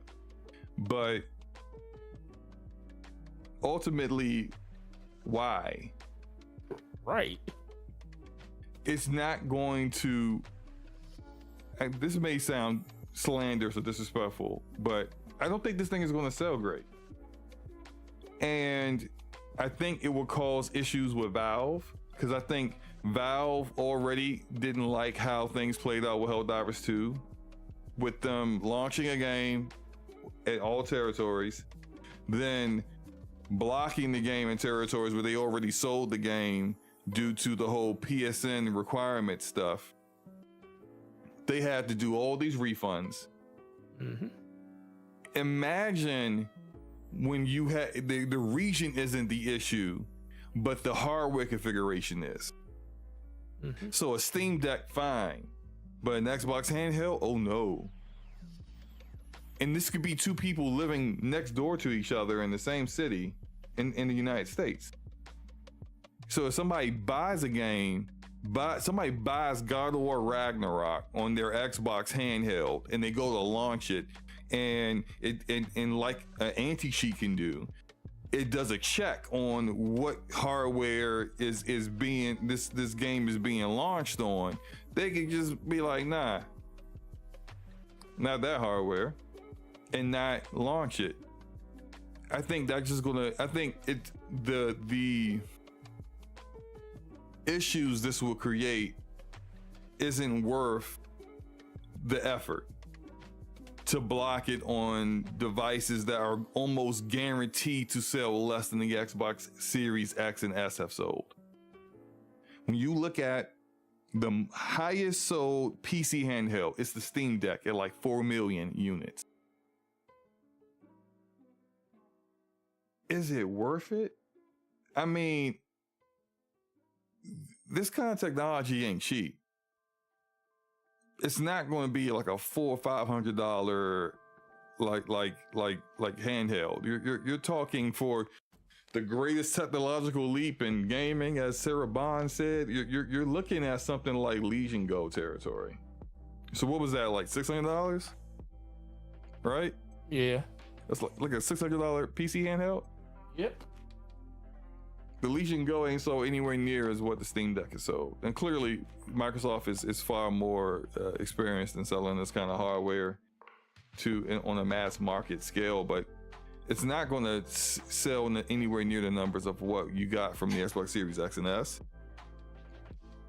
Is it worth going through all this hassle only for Valve, who, instead of having to process all these refunds from people who would buy it on a device that you're now blocking, they would just revoke the game on their store, I think. Because look, Sony's a big dog in the console market, but they are not a big dog in the PC market. You can't tell really Valve what to do on their platform. If they feel like this is more hassle than it's worth, all right, we'll just don't sell your game here. it's not like it's not like the sales of the PlayStation first party games have been outside of Helldivers 2, which is so really good, but like compared to other games that sell on Steam, that's a drop in the bucket. Like I don't think it's really worth it to kind of miss, especially then when you have to really look at like, so what are your options here? Take less revenue by having Steam refund the games until they just stop selling that game on their platform, which you lose even more revenue, which is, you've been using the PC platform as supplemental revenue for your first party development projects. You've been using it to as they feel potentially get PC gamers to potentially buy PlayStations. You've been using it to create bigger player bases for your multiplayer games at launch, and in general, and that's been very helpful when it comes to Helldivers, because Helldivers has been sold most on PC, and that's where the bigger part of that community is, Helldivers 2 that is. But like all of that's counterintuitive to what their goals are. And unless they're going to have their own PC launcher by the time this stuff happens, which, as we both agreed, you put your own PC launcher and you try to do what some of these other publishers have done on PC, whereas you take your games off Steam and you just have them only in your PC launcher, and you are going to not have a good time. It's not going to go well for you. So it's just not worth it. Just let it happen. It's not going to change anything.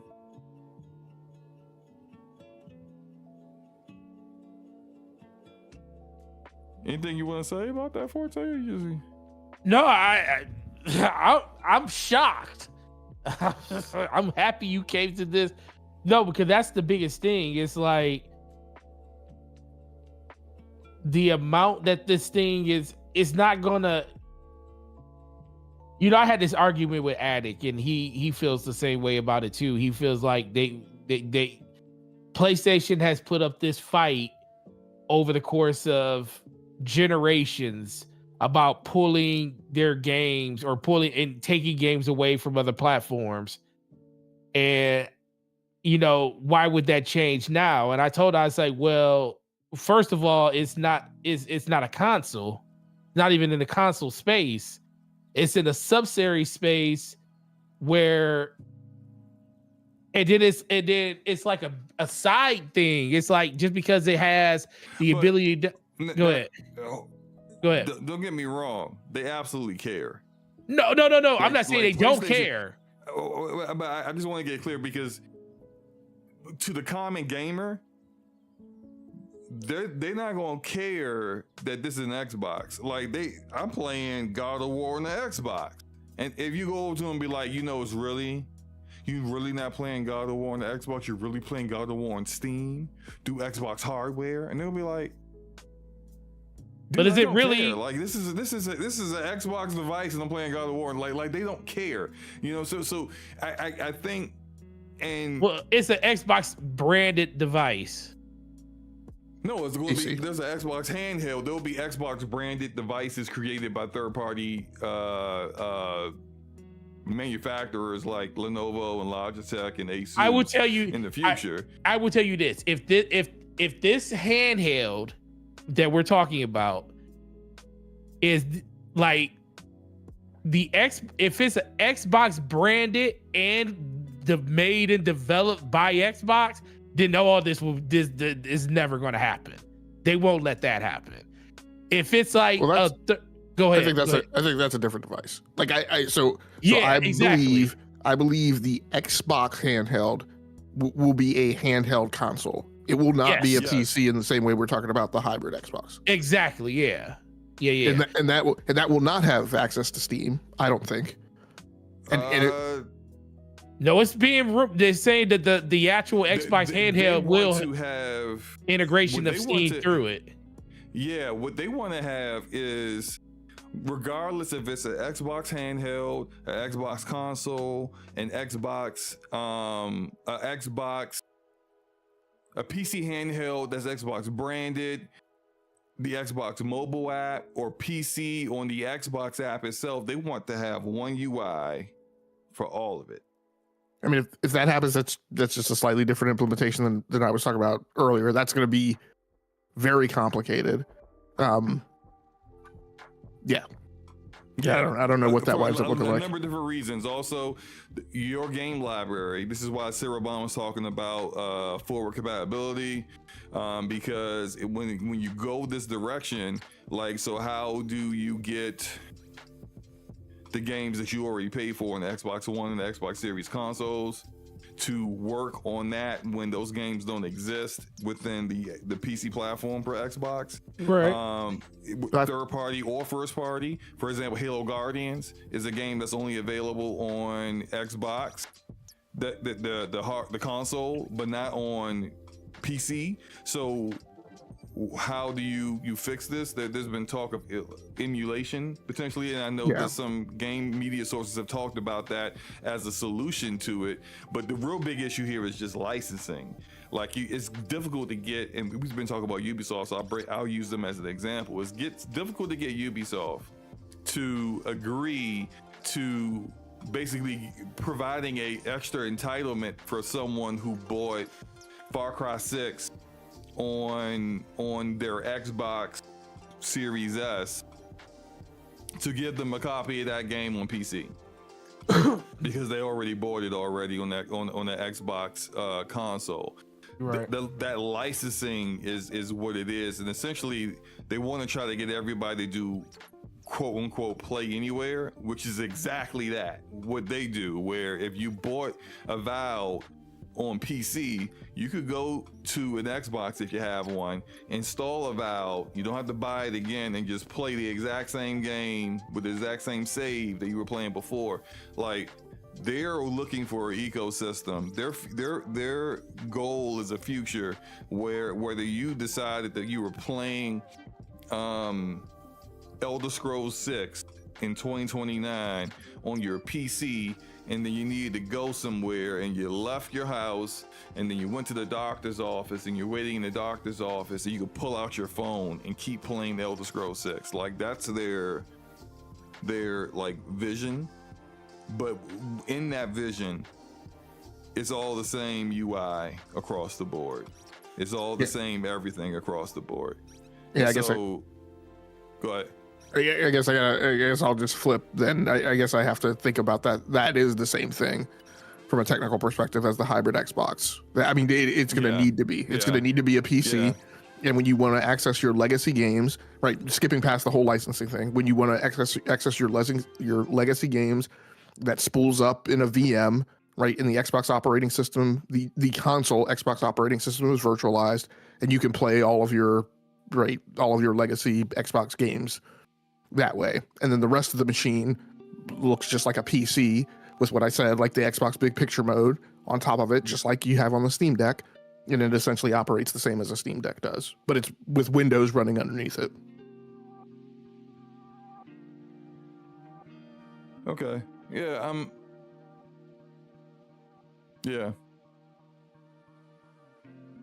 So in regards to, so where do you see PlayStation going with this? Like, what decision do you see them making when it comes to if this does happen with Steam and Steam integration on an Xbox device? Where do you see that taking things as far as what PlayStation would do?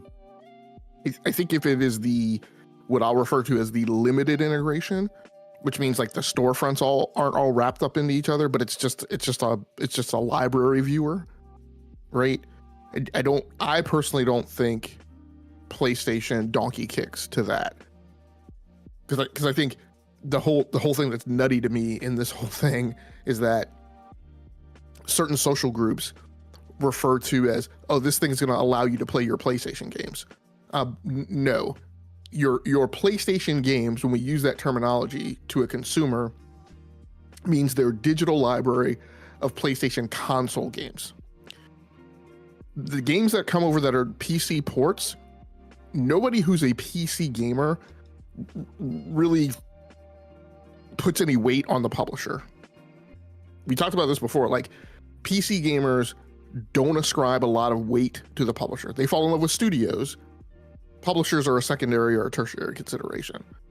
So I don't think, like, I don't have in my mind that my bundle of PC games that are from PlayStation, I don't think of them as my PlayStation games. They are my Steam games, or they are my Epic games. And they're no different than any of those other games. And the value prop of those games is not the same. That's the other thing that's completely bat crazy to me. Games that come to Steam or Epic or the PC in general on a 15-month or longer lag, because the quickest game that has come over has been Spider-Man 2, and that took 15 months. Those things are not the same value prop as those games launching as original titles on a PlayStation. First of all, many of them coming over, and you can't predict how many of them coming over are not actually coded by the original studio. Right? Some of them come over from Nixxes, some of them come over from Bluepoint, I guess. Some of them may be outsourced further to other people. So, like, there are very few that are coming over from it being developed. Like I think Nixxes is helping Naughty Dog with The Last of Us Part 2, but like Naughty Dog did Part 1, which, you know, didn't turn out great. Sony Ben did, what's the name of that game? Days Gone. They did Days Gone themselves. It was actually pretty good. And I can't remember. I don't think Housemarque did Returnal. Maybe they did. I don't remember. But some of them have, and most of them have. And Nixxes has been doing a lot of the heavy lifting there. But yeah, I'm sorry. And so to me, they're just not one-to-one, and it's not. I mean, I hope Xbox is not planning on going with a marketing voice track that says that, because that's one of those things that's very disingenuous, is going to come across as a lie, because they're not one-to-one. The other thing that I personally really question is, I also don't expect them to show up on this hybrid Xbox with those titles being performant in the same way as they will on current, at the time, state-of-the-art modern PC hardware. Oh, absolutely. Yeah. Like, it's not gonna That's gonna be a problem.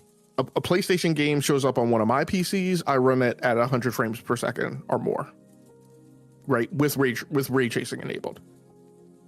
Sometimes that means I gotta turn something on and put it in performance mode or whatever, but like I'm able to take advantage of my PC power.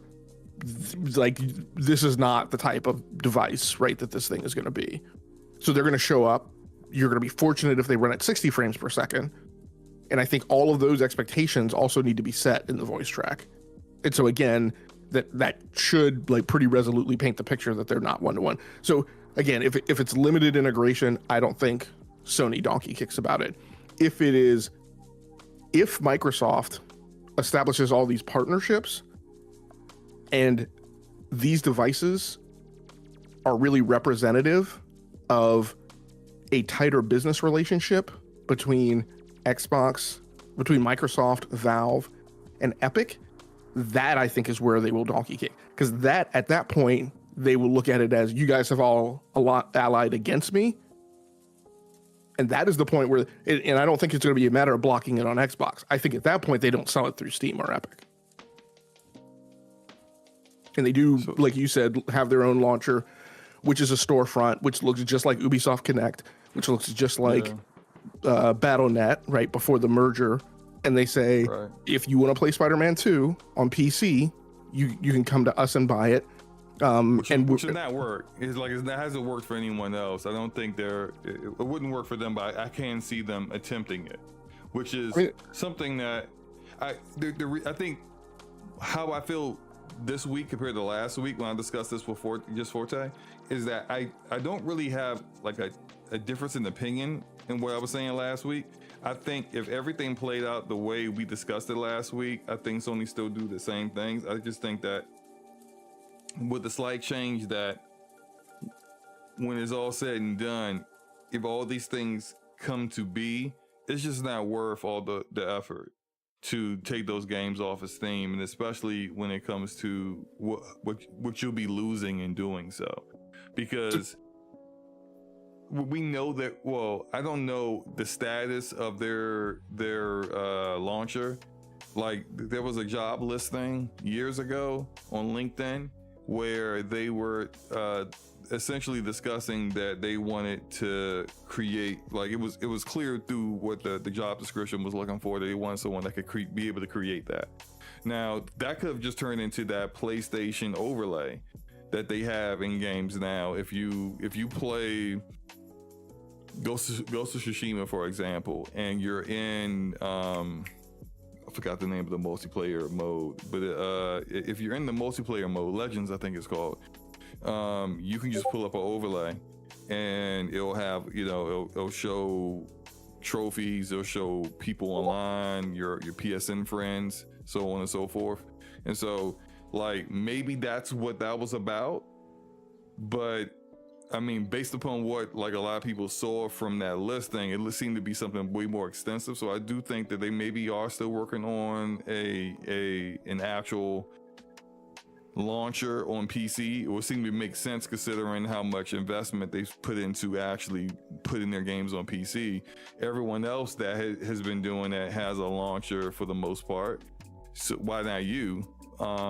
It's just the success of that is a bit spotty, Yeah, I mean, I definitely agree with that when we think about EA and Ubisoft, and there's definitely an argument that says, hey, the whole reason those companies went back to Steam, including Xbox, was because them trying to sell it through their own storefronts, they just decided that they were leaving money on the table. I do feel like it was working for Blizzard.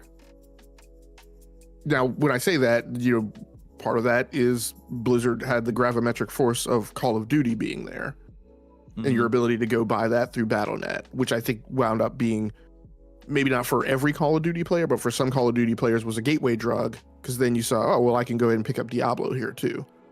And maybe some other things, because they do have some of those black hole games on there as well.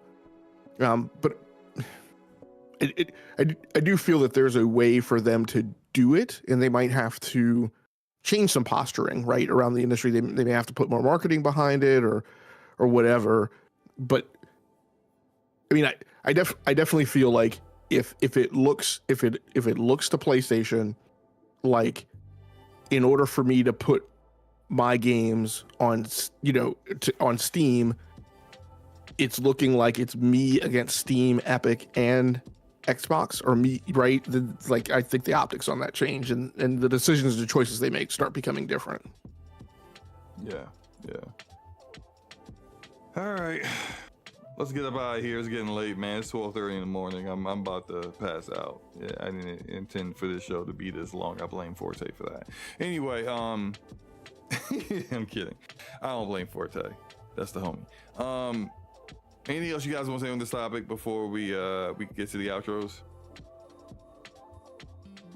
No, man, I'm good. Nope. Nope.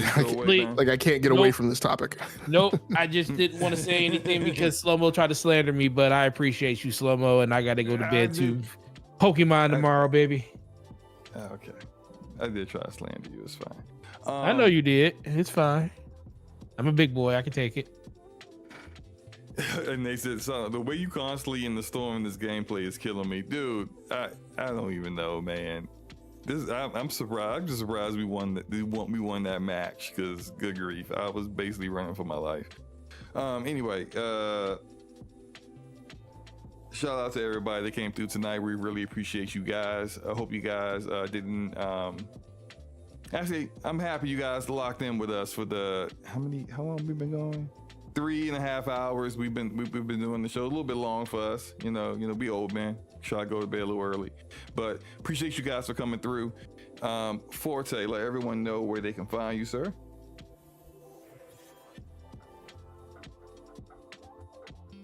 Great, Forte, awesome. Forte is going to be everything that you heard is where you will be able to find Forte. You done slandering me?